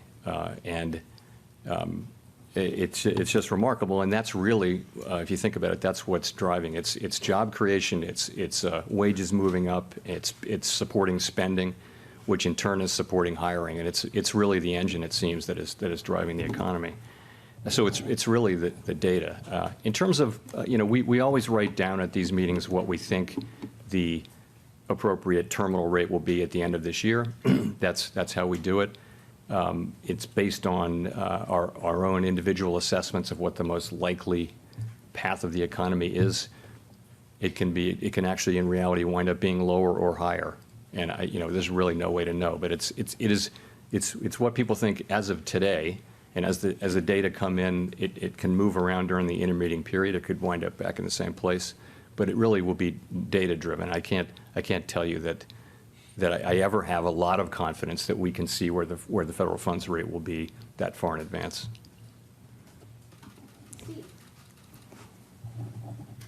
Mr. Chairman, thanks for taking my question. You had said back at the end of May that you thought risks were getting closer to being into balance. Is that still the case, or has your mind changed about the balance of risks out there? And also, could you give us an idea of what would be a sufficiently restrictive funds rate? Obviously, the current rate, according to the committee, is not sufficiently restrictive. Is it 5.6? Is it 6? Where is it sufficiently restrictive? Thank you. I would say again that I think that over time, the balance of risks, as we've moved from from interest rates at effectively 0 now to 5 percentage points with an SEP calling for additional hikes, I think we've moved much closer to our destination, which is that sufficiently restrictive rate. And I think that means, almost by definition, that the risks of sort of overdoing it and underdoing it are getting closer to being in balance. I still think, and my colleagues agree, that the risks to inflation are to the upside still. So we don't think we're there with inflation yet, because we're just looking at the data. And if you look at the full range of inflation data, particularly the core data, you just aren't seeing a lot of progress over the last year. Headline, of course, inflation has come down materially, but as you know, we look at core as a better indicator of where inflation overall is going. So I think what we'd like to see is credible evidence that inflation is topping out and then beginning to come down. That's what we want to see. Of course, that's what we want to see. And I think it's also, we understand that there are lags, but remember that it's more than a year since financial conditions began tightening. I think the reason we're comfortable pausing is that we are still, much of the tightening took place over last summer and later into the year, and I think it's reasonable to think that some of that may come into effect. So we're, I think stretching out into a more moderate pace is appropriate to allow you to make that judgment of sufficiency, with more data over time.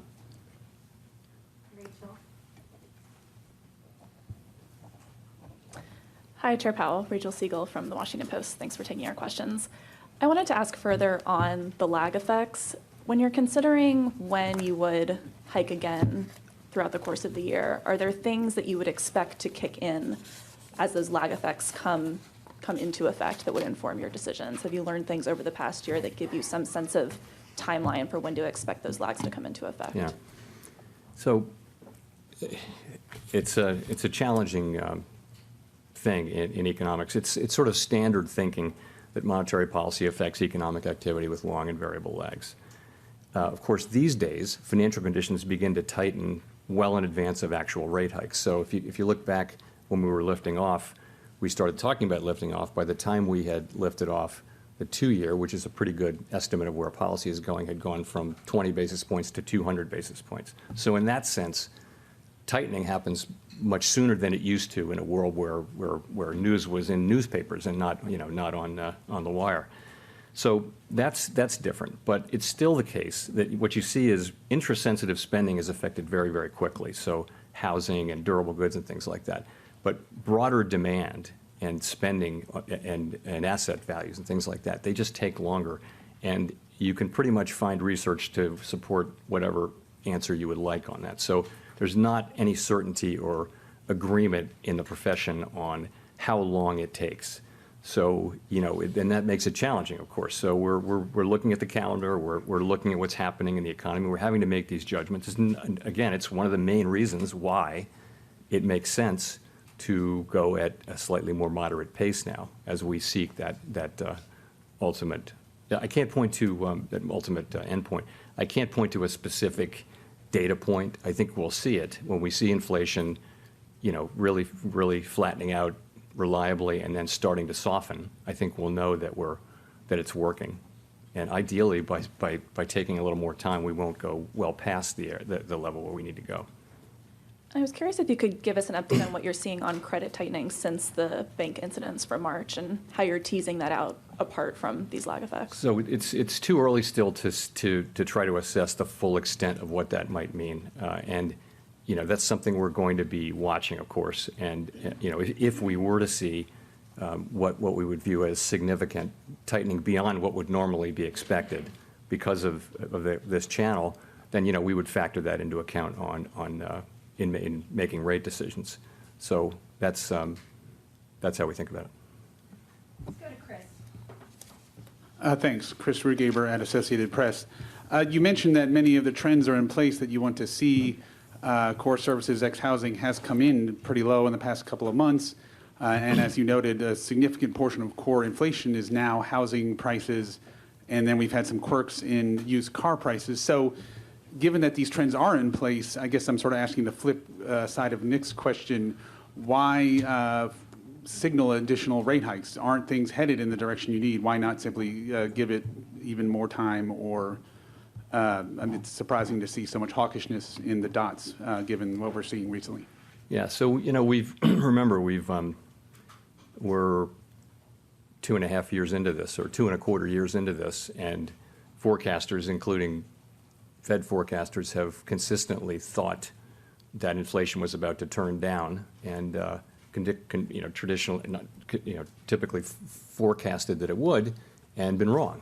So I think if you look at core PCE inflation overall, look at it over the last 6 months, you're just not seeing a lot of progress. It's running at a level over 4.5%, far above our target, and not really moving down. We want to see it moving down decisively. That's all.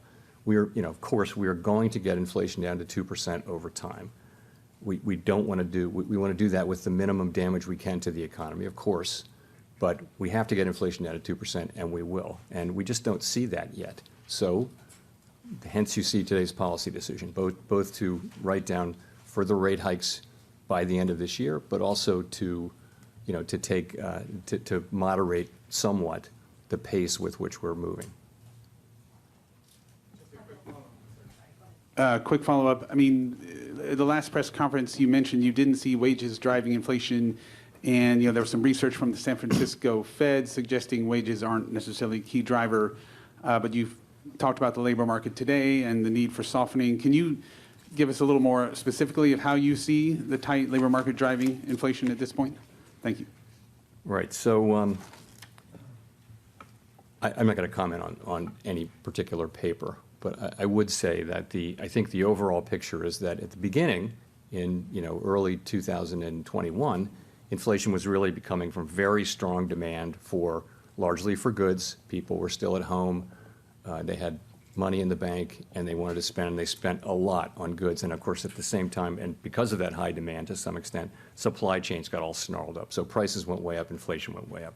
That was the origin, and it wasn't really particularly about the labor market or wages. But as you moved through 21 into 22 and now in 23, I think many analysts believe that it will be important, an important part of getting inflation down, especially in the non-housing services sector, to getting wage inflation back to a level that is sustainable, that is consistent with 2% inflation. We actually have seen wages broadly move down, but just at a quite gradual pace. So, and that's a little bit of the finding of the Bernanke paper with Blanchard of a few weeks ago, which is very consistent with what I would think.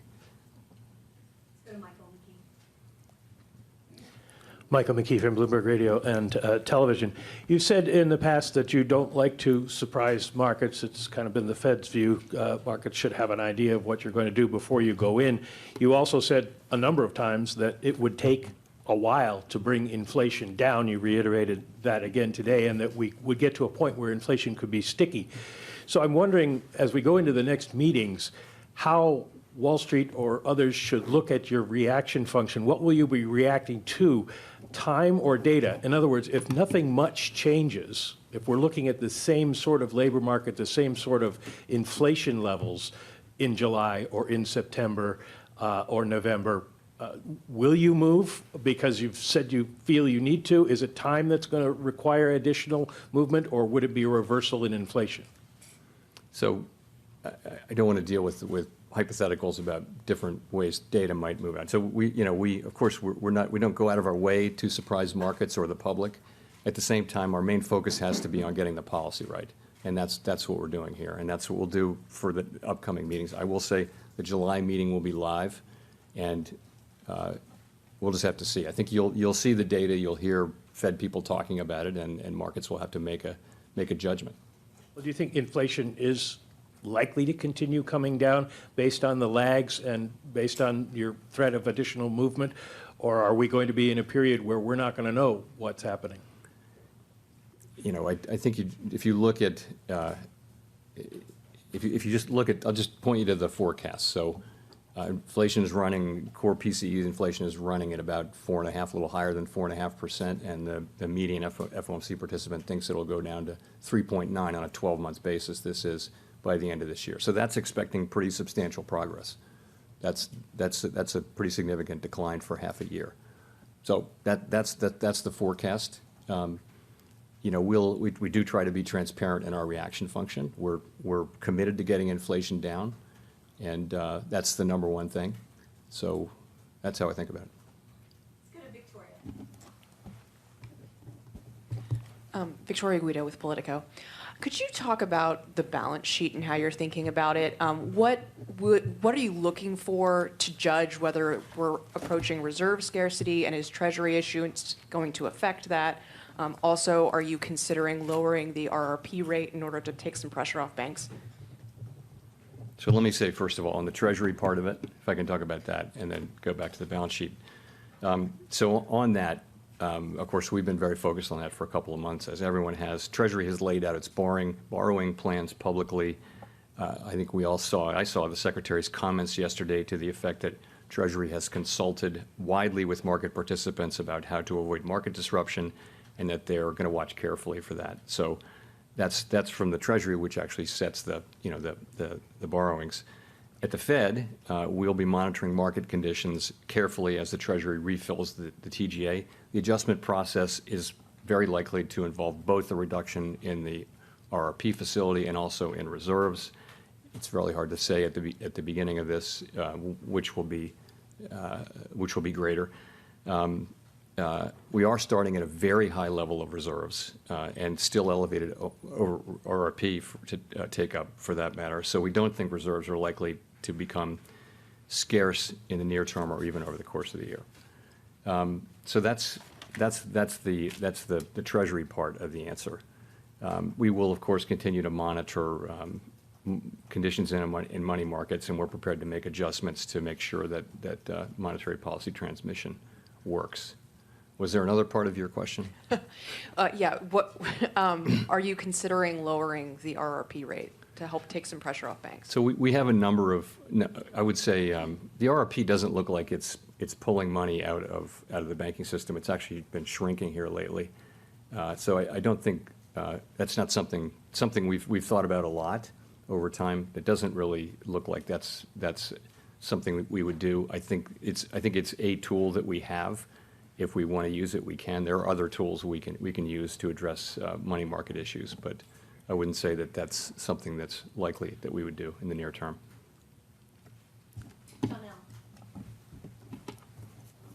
Janelle Marte with Bloomberg. Have you seen sufficient cooling in the housing market to bring inflation down? For example, how does the recent rebound affect your forecast, and how does it factor into monetary policy? So certainly housing, very interest sensitive, and it's the first place really, or one of the first places that's either helped by low rates or that is held back by higher rates. And we certainly saw that over the course of the last year. We now see housing putting in a bottom and maybe even moving up a little bit. We're watching that situation carefully. I do think we will see rents and house prices filtering into housing services inflation, and I don't see them coming up quickly. I do see them kind of wandering around at a relatively low level now, and that's appropriate. Do you think you'll have to target that with further rate increases? Well, I think we look at everything. We don't just look at housing. So I think, the way it works is individual participants sit in their offices all over the country and they write down their forecast, and including their most likely forecast, including their rate forecast, and then they send it in on Friday afternoon, and we accumulate it, and then we publish it for you. So that's how they do that. Well, I don't know that housing is itself going to be driving the rates picture, but it's part of it. Thank you for taking the question, Mr. Chairman. Edward Lawrence with Fox Business. So I want to go back to comments you made about in the past about unsustainable fiscal path. The CBO projects the federal deficit to be $2.8 trillion in 10 years. The CBO also says that federal debt will be $52 trillion by 2033. At what point do you talk more firmly with lawmakers about fiscal responsibility? Because I'm assuming monetary policy cannot handle alone the inflation or keep that inflation in check with the higher level spending. I don't do that.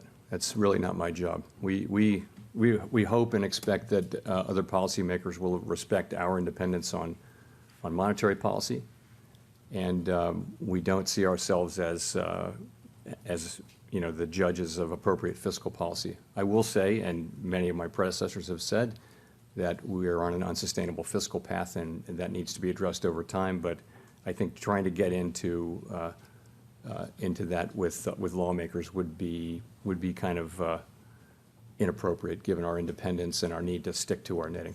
Is there any conversation then about the Federal Reserve financing some of that debt that we're seeing coming down the pike? No, under no circumstances.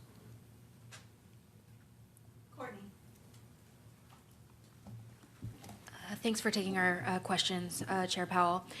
So looking at the SEP, it looks like GDP for this year was raised significantly, your forecast for GDP this year. The unemployment rate, meanwhile, was pulled downward. And so should we take that as a sign that the committee is more confident about the prospects of a soft landing, at least as it relates to what you were expecting in March? I would just say it this way, that I continue to think, and this really hasn't changed, that there is a path to getting inflation back down to 2% without having to see the kind of sharp downturn and large losses of employment that we've seen in so many past instances. It's possible. In a way, a strong labor market that gradually cools could aid that along. It could aid that along.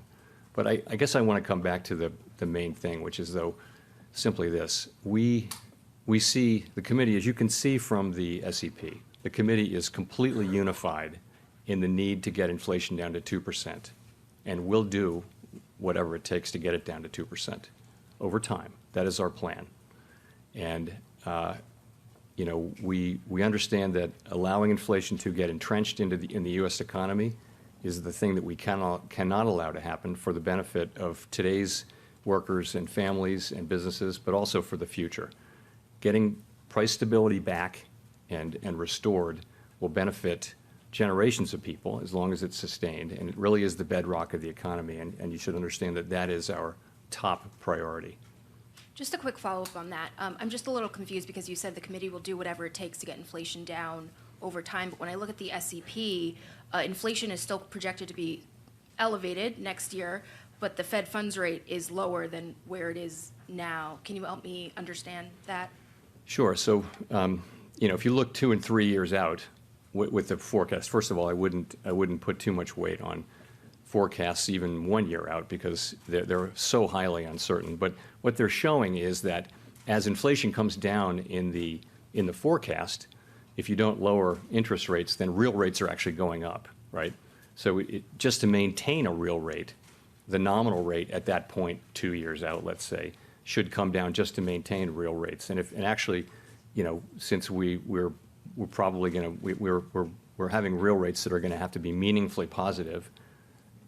And significantly so for us to get inflation down, that probably means that certainly means that it will be appropriate to cut rates at such time as inflation is coming down really significantly. And again, we're talking about a couple years out. I think, as anyone can see, not a single person on the committee wrote down a rate cut this year, nor do I think it is at all likely to be appropriate if you think about it. Inflation has not really moved down. It is not so far reacted much to our existing rate hikes, and so we're going to have to keep at it. Julie.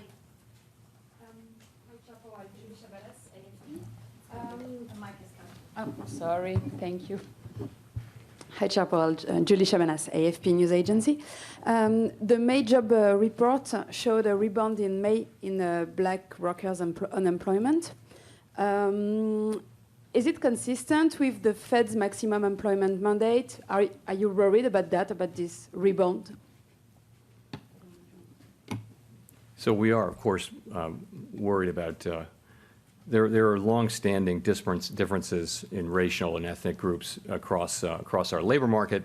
That's a factor that we can't really address with our tools, but we do consider that when we're thinking about what constitutes maximum employment.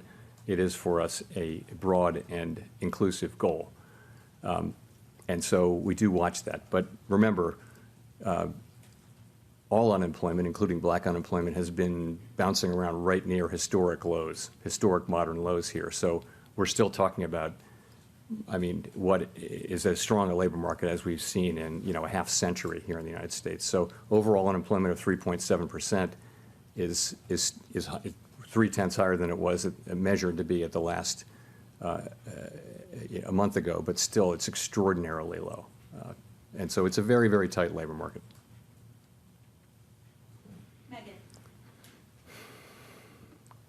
Thank you. I want to follow up first a little bit just on the rent question on housing. We heard Governor Waller talk about how, I'll back up, we haven't quite seen the slowdown in rents show up in CPI yet, and we did hear Governor Waller talk about how an uptick in housing might mean that there's not going to be as much relief coming or a shorter bit of relief than we thought. Can you talk about how you're thinking about that and how that played into today's outcome?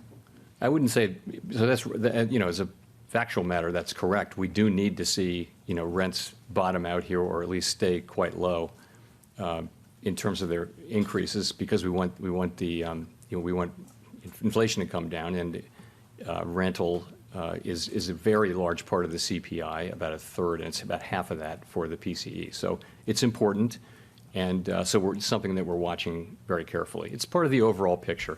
I wouldn't say it's the decisive part, but take a step back. What you see is look at core inflation over the past 6 months, a year. You're just not seeing a lot of progress, not the kind of progress we want to see, and it's hard to avoid that. And you know, the committee, people in the committee, the median went up significantly, so that the median participant now thinks that core PCE inflation on a 12-month basis will be 3.9% this year. So once again, every year for the past 3 years, it's gone up over the course of the year, and that's doing that again. So we see that, and we see that inflation forecasts are coming in low again, and we see that tells us that we need to do more. And so that's why you see the SEP with where it is.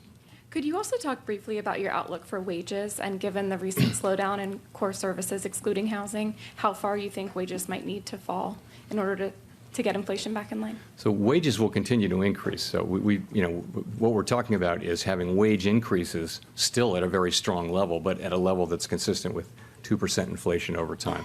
And so I think we've seen some progress. All of the major measures of wages have moved down from extremely elevated, not extremely, but highly elevated levels a year or so ago, and they're moving back down, but quite gradually. And we would want to see that process continue gradually. Of course, it's great to see wage increases, particularly for people at the lower end of the income spectrum. But we want that as part of the process of getting inflation back down to 2%, which benefits everyone. I mean, inflation hurts those same people more than anyone else. People on a fixed income are hurt the worst and the fastest by high inflation.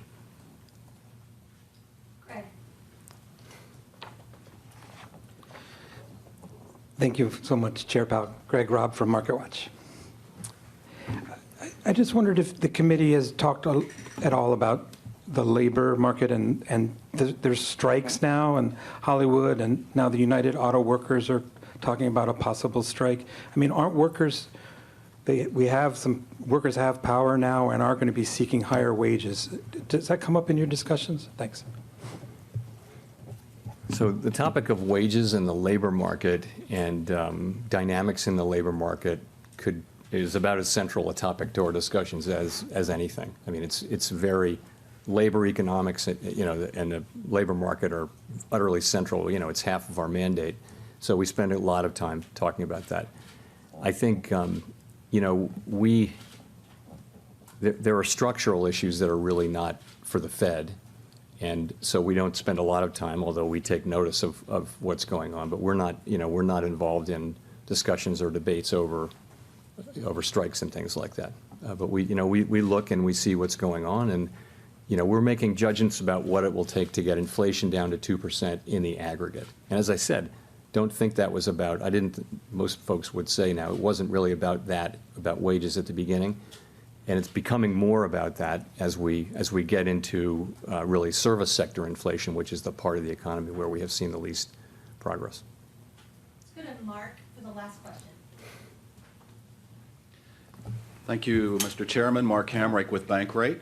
Wondering what your thoughts are now about systemic risk now that we're about 3 months past the failure of Silicon Valley Bank, and also specifically, what are the risks associated with commercial real estate as well as non-bank financials, and could you further elevate those risks with higher still rates, possibly for longer? So we're trying to think where to start. I'll start with commercial real estate. Of course, we're watching that situation very carefully.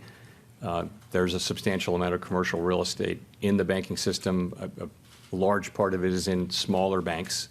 It's well distributed. To the extent it's well distributed, then the system could take losses. We do expect that there'll be losses, but there'll be banks that have concentrations, and those banks will experience larger losses. So we're well aware of that. We're monitoring it carefully. It feels like something that will be around for some time, as opposed to something that will suddenly hit and work its way into systemic risk. In terms of non-bank financial sector,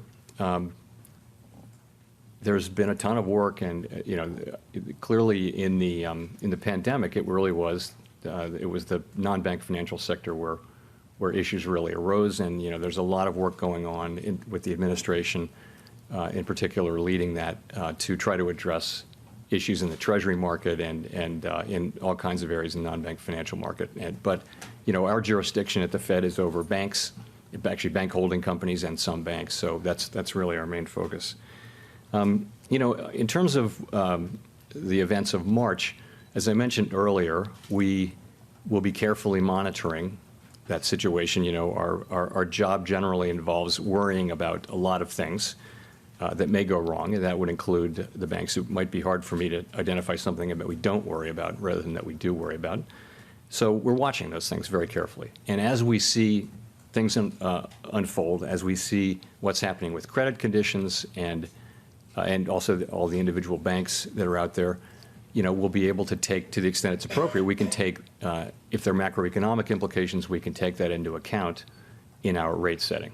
And so I guess that's what I would say. Can I just follow up on the last part? That's, do you risk further exacerbating those issues if you get up to another 50 basis points? So that's, and I guess I meant to address that by saying, as we watch, we'll see what's happening, and if we're seeing the kind of tightening of conditions that you could be referring to, then we can factor that, because really we use our rate tool it really has macroeconomic purposes, so we'll take that into account. Of course, we have responsibility for financial stability as well, and that also is a factor that we're always going to be considering. Thank you very much.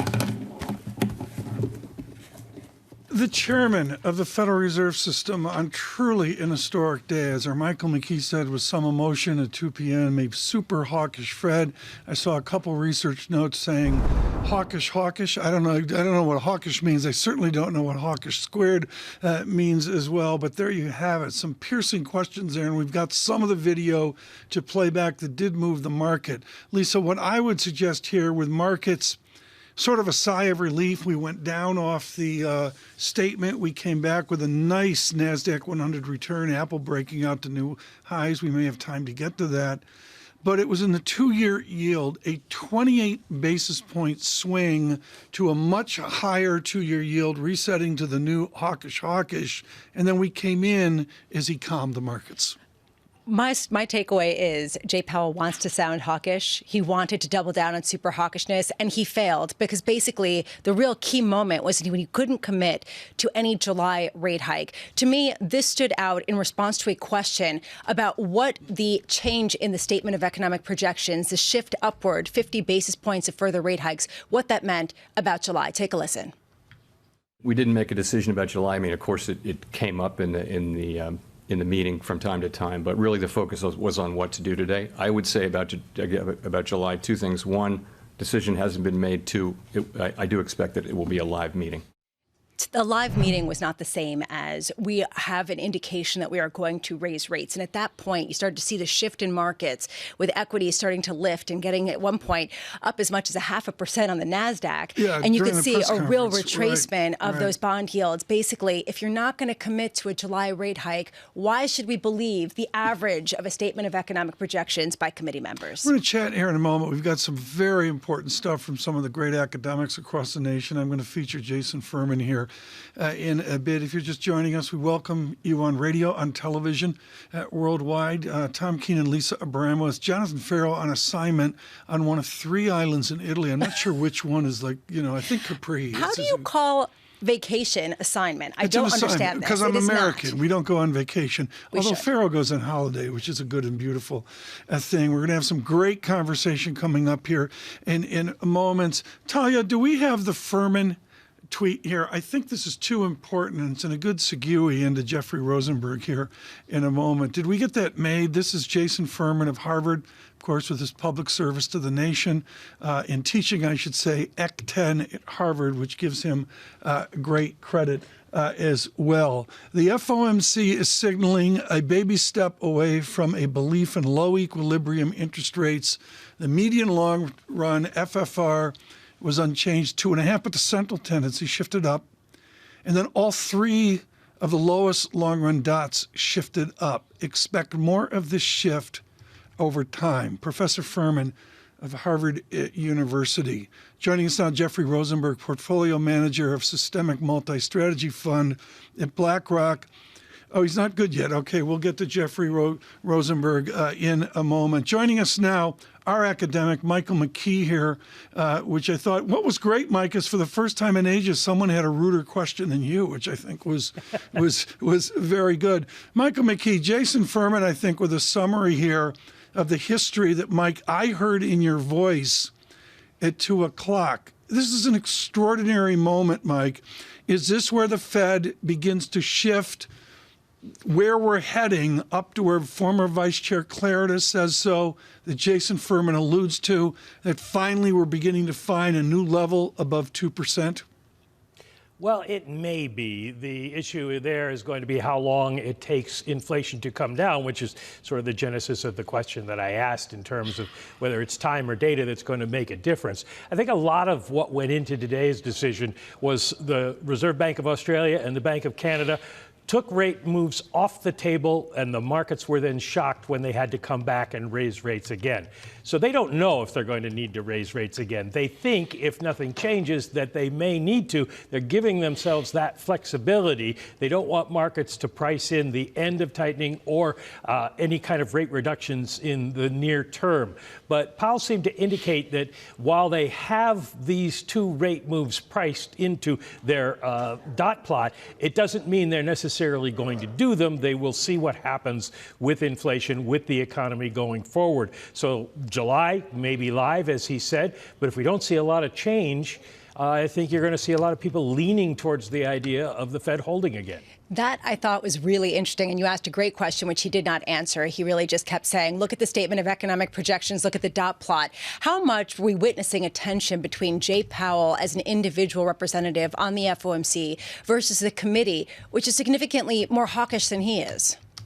I think it's going to be very interesting, Lisa, to listen to what Fed officials have to say over the coming weeks, because if you had asked where we would get dissents at this meeting, we would have said, and I think everybody on Wall Street would have said, from the hawkish members. But now it appears that the hawks led the way, Powell going in, Jefferson going in, and Williams going in, essentially leaning towards the pause and leaning perhaps more dovish than others. So what was it that drew them into this idea of an additional two rate moves if they indeed joined in? It's hard to imagine Powell not doing it, but there were some dots below the new median. But, it does seem that the group as a whole grew more hawkish. So what brought that on? And is there division? Was there division, or did we all kind of misread it? It's going to be interesting to listen to their speeches in the next couple of weeks. Agreed. And he even indicated that. Listen to their speeches, and they'll tell you what they think. Michael McKee, thank you so much, as always, for your terrific work. And just sort of saying, right now, we are seeing that lift reignite in equities. NASDAQ up 0.3% as you really reassess the commitment that this FOMC truly has to raise rates next month. And critically, and this is perfect to go to Jeffrey Rosenberg on the VIX, which is in the equity space. This is the volatility measurement around the Standard & Poor's 500 burst down to a constructive 13.98. Boy, have we taken the volatility out of the equity markets here. And of course, Jeff Rosenberg, that's part of his view as a systemic multi-strategy fund manager for BlackRock. He's been so wonderful to be with surveillance here for a good amount of time. Jeff, I'm going to go to the history right now. We'll get to the VIX in a moment and what it means for the yield space. Professor Furman at Harvard says today's a sea change. And finally, we're getting the verbiage from our central bank to get away from what, I'm going to associate this with John Taylor, where we had a run rate under 2%, 1.8, 1.7%. We used 2% as a language.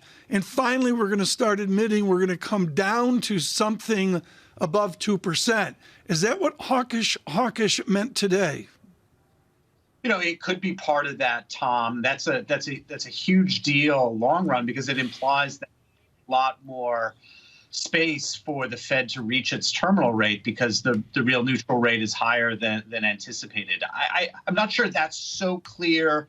I think that's an interesting read. I think what's really clear here in the market reaction is the Fed, mark to market and upgraded its assessment of the economy. And, that's good news. In some sense, this is about, really pushing back hard against the recession consensus, the recession expectations from consensus in terms of economics, and a consistent refrain all year long that it's just around the corner. It's just around the corner, not around the corner. And yes, you've got the Fed who's got to push back against that, but for the kind of back and forth, financial markets is a little bit about, hey, this economy is a little bit more resilient. And Powell admitted it. It's been much more resilient to the 500 basis points than they expected, than anyone expected, both in terms of the economy and Jeff, to me, this is a foundational moment, and your colleague Wei Li nailed this a couple days ago, and that there just seems to be a resilience here that deserves a higher interest rate structure. Did we get wrong the recession idea in the sense that for whatever reason, technology, demographics, the other factors Blanchard talks about, that this is just simply a much more resilient American economy that we have to deal with in finance? Yeah, and resilient to what? Resilient to interest rate sensitivity, right? Powell got done talking about housing, interest rate sensitive sectors. They're the fastest to respond. Yes, we've seen that. What we haven't seen is the rest of the economy. And so what that might imply is a lot less interest rate sensitivity to tightening and higher interest rates than is expected. And so either you need a lot more, and what's really missing here is the admission that you need to do a lot more damage to the labor markets to really rein in that inflation. Otherwise, you're going to be living with a lot longer, more persistent inflation than a lot of the forecasts, including the Fed and these updated SAP, are implying. Jeff, do you believe Fed Chair Jay Powell that this Fed is going to go twice more? I think twice more is not too high of a bar. I think the market had one more. A little bit of the surprise in the SEP here is that you've got two more. I don't really think that's the surprise. I think the surprise is what I was just sort of implying, that if indeed you don't see inflation respond more aggressively, and to Tom's first question, if indeed the real neutral rate is much higher than what Williams was just highlighting in a recent speech, yes, and what people think is, no change from the pre-COVID environment, then that terminal rate is much higher, not 50 basis points, but hundreds of basis points. And that would end up being a big surprise. I'm not saying that's where we're going, but the longer that you don't see the response in labor markets, in inflation, the more the data is telling you that you're not tight in terms of policy. And to get tight, you got to go much higher. If that's the case, then why are equity markets up right now? Why is the NASDAQ actually gaining stability and then some, even on the heels of projected further tightening? So I think, there's a big story around the NASDAQ and some concentration issues around stocks. Tech is back as sort of the safe haven and the safe place to go. So you have a little bit of that issue. It's not a high breadth market move. Hold on a second.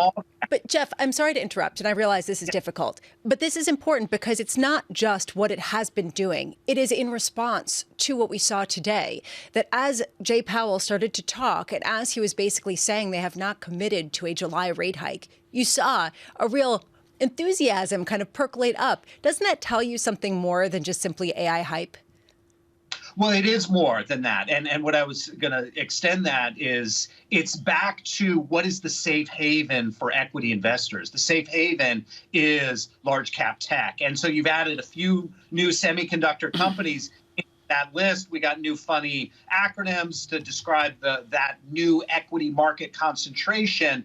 But it's about, where do I go when I'm uncertain? I go into these large cap companies because that's what's safe. If you want to see the broader economic impact, then you got to look at Russell 2000. You got to look at small caps. And you see a big gap in that performance today. I think that's where you see much more about the economic sensitivity and where the vulnerability is. Thank you very much for pulling that up. And that's where you see the disconnect. And that's where I think you can square somewhat of the, Fed's got to do more. That's not so good for the economy. Okay, so that's not so good for the movement into economic sensitive stuff. If you run this back a little bit further from the beginning of the month, from the end of May payrolls, you see Russell was actually leading the stock markets. And so this kind of rotation is about, all right, I go back to my safe haven.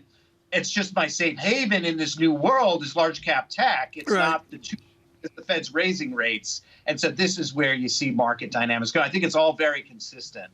Jeff Rosenberg, thank you so much. Today with BlackRock on a busy, busy afternoon. We want to get Michael McKee in here for one more question before we get to Dr. Carpenter as well. Mike, I'm going to assume the dots of 2025 sprawl from Bullard to Goolsby. What are we going to hear in the next Fed Speak Derby? How do all these speakers deal with a hawkish statement? Well, I think, Tom, first of all, you throw out the 2025 dots because those are just sort of darts on a board. They don't have any idea. May we quote you on that? Yes, you may. They don't have any idea where we're going to be in 2025. They don't know about 2024. As Powell admitted today, the economy has surprised with its strength this year, and we got these surprising move in the dot plot this time. So I wouldn't look that far out, but I think what you do want to say is that we're going to see who can define what it would take for them to move again. Obviously, Austin Goolsby probably doesn't want to do very much, but if the Fed is going to move, if Jim Bullard is going to move, is it going to be that time question, the fact that inflation doesn't come down, or is it going to be the fact that inflation goes back up again? That's what they need to find out. Based on this question that Tom was rightly asking, are you seeing this shift as evidenced by some of these projections? And even what we heard from Jay Powell, are they moving the terminal rate higher than what we've come accustomed to? Well, yes, I think they are. They do think that we could go to as much as 5.75% or 6%. The issue is if they start to get that high, what second round effects are there? And so they're going to be reluctant to move, but they want to leave that possibility open because the economy has been so strong, and they don't think that it is going to react as it has in the past. And one interesting thing today is by moving up to 1% for a GDP growth figure this year, they're implicitly pricing out a recession. So while Powell says the risks are still onto the upside for inflation, they're not to the downside anymore, at least as far as the Fed is concerned, it seems, with going too far, tightening too much, and sending the economy into contraction. Michael McKee, thank you so much. Really, really exceptional there, reporting this out at 2 o'clock and how original this statement was today. Mr. McKee in charge of all of our economic coverage. We finished strong, Lisa, with the right guest. With someone who has extensive experience at the Federal Reserve and beyond in government, making some of these decisions and seeing the mechanics of it. Someone who currently heads the economics team as global chief economist at Morgan Stanley, Seth Carpenter, joining us now. And I am curious your reaction. Why are markets up if the Fed is shifting upward its expectation of terminal rates? Yeah, I think there was a lot to unpack there. I think, Lisa, I was listening to the show earlier, and you pointed out that Powell was unwilling to commit to July. He called it a live meeting, which I think makes sense, but he didn't want to lock himself in. And I think the equity market might be saying, gosh, maybe we got off easy. There could have been an even more hawkish outcome. Look what happened with the dots. And now Powell is saying, OK, that's not baked in the cake. So I think your analysis earlier was pretty spot on. At this point, was that a failure at a time when inflation has been sticky? Or is the Fed seeing something that perhaps others are overlooking in terms of how quickly this economy is seeing disinflation? I wouldn't call it a failure, and I don't know that they're seeing something that other people aren't. I think one way you can interpret the rates market reaction, which is to say not fully pricing in what the dot plot says, is the market understands that the Fed's decisions will be dependent on the incoming data, and I don't think the market shares the view that inflation is going to be nearly as high as what the Fed's written down. Their forecast for core PCE inflation at the end of this year went up by a sizable amount.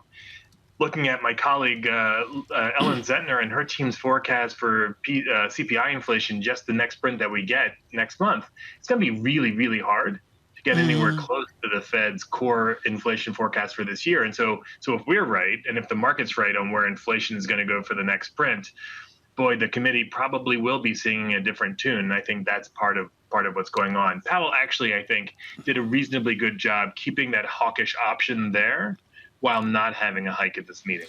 It's original territory, to say the least. Folks, it's not a cliche. This is not something Seth Carpenter was taught at Princeton by a guy named Bernanke and Alan Blinder and other greats of Princeton. Dr. Carpenter, I look at where we are, and if I can state it is original territory, it's in some form original economics. Do we just simply have to really start thinking of a higher R-star, as Jeff Rosenberg said, maybe away from what John Williams codified a few weeks ago? I'm not convinced that we have enough information yet to get there. And in fact, any estimation that gets done of R-star, it just takes so many years of data to get any sort of precision on it. And the committee really has to make decisions at a meeting by meeting basis. So they're going to do in practice what all of those fancy statistical techniques do, which is look at the data and ask the question, given where the interest rate is now, is inflation rising or falling? Is the economy slowing or speeding up? And if the answer is inflation's coming down a bit and the economy is slowing down a bit, then you just conclude we're above R-star. It's literally as simple as that. And in real time, it is the best that they can do. I first met Ellen Zentner in her true expertise of measuring the American consumer. I believe I saw a Fed today walk greatly away from a recession call. Maybe we'll see contraction slow down, some form of stagnation, who knows. But Dr. Carpenter, if I look at Ellen Zentner's study of the American consumer, the great miscall of the last 6 months is this is a good economy. We are buoyant. We are spending money. Do you see any amendment of that today? I mean, can we believe in that forward, that it's a better than good economy? So good is in the eye of the beholder a bit. I mean, the unemployment rate is quite low. We've had spending hold up, but I would just stress, we have had here at Morgan Stanley since the beginning of this rate hiking cycle, a call that we would get a soft landing. We think inflation is coming down. We think inflation will continue to come down, but we have never had as a baseline forecast that the U.S. economy would go into recession. And I feel really comfortable that we had that view before, that we're sticking to that view now. Jeff Rosenberg had an interesting comment when he was looking at the outperformance of the NASDAQ, as per usual these days, seeing gains on both the S&P and the NASDAQ, and then looking at nearly a % loss on the Russell 2000. And basically this goes into the haven stocks. The haven assets are the big companies, and the smaller ones are being increasingly left behind. Even if we do get a soft landing, how is that dynamic going to rejigger the haves and the have-nots in corporate America? I think there's just a whole set of cross currents going on here. And as we often like to say, the economy is not the market and the market is not the economy. We do think there's still more slowing to happen. There's probably going to be a little bit more slowing going on in some of the good sectors than in the services sector. And so that's going to change a bit who the winners and the losers are. We do think Europe is going to be slow as well. And so those companies that are exposed to the rest of the world through exports are probably going to fare a bit differently than those that are just domestically focused. So I think it is a very, very tricky time now for investors to try to parse out just from the headline macro numbers what it's going to mean for the individual components of the equity market. Are you seeing signs, Seth, of material disinflation on the wage front at a time when Jay Powell did talk about the fact that there was some sort of right sizing or in the balance between supply and demand for labor? Are you seeing signs that there is going to be a significant drop off, or is this an area that remains sticky even as you see disinflation in goods? So two critical points that I would make here. One is we have been just pounding the table for quite some time that the labor market is tight, but it's tight in the sense that there actually there's a bit of a shortage of workers relative to the amount of economic activity. So we can get the economy to slow down without there having to be a whole wave of layoffs. And that's part of our thesis for a soft landing. And I think Powell sort of nodded in that direction by pointing out that vacancies are coming down, hirings are coming down, but firings are not really going up a lot. So I think that's the first point. The second point that I think is very much worth emphasizing, however, and Jay Powell was asked about this a little bit. He referred to the Bernanke and Blanchard paper, but we have been saying now for several quarters in a row, people overestimate how critical wage inflation is for the resulting consumer price inflation. They are clearly correlated, but most of the direction of causality is from consumer prices to wages. I am not worried about the current setting of wage inflation being the thing that drives inflation higher. Mrs. Carpenter, I've got 2.5 minutes left. Let's look at the heritage of Morgan Stanley economics. Steve Roach invented it. You followed on with great international economics. You come down the ramp at the Hong Kong airport, and there are the two billboards as Morgan Stanley greets you to China. greets you to Hong Kong, and certainly it changed Hong Kong now. Our Secretary of State will visit China. That is in the news today. And the great mystery is the strength of the Chinese economy and what it means for America. What is the reporting of Morgan Stanley on the strength of the Chinese economy? Well, we remain reasonably upbeat about the outlook for Chinese economic growth this year, and it has been such a roller coaster over time. We were bullish on China a bit before the market was, and then the market got way over its skis when the first quarter data came out and the opening up process started happening. Now I see lots of people getting super bullish on China, and our view is and has been it will be domestic spending leading the way. It will be domestic spending on services. That's the biggest part of it. And if and when the rest of the economy starts to weaken, as we have started to see for some Q2 data, there's going to be some policy support coming out to keep the housing market from collapsing again, to keep infrastructure from being a drag on the economy.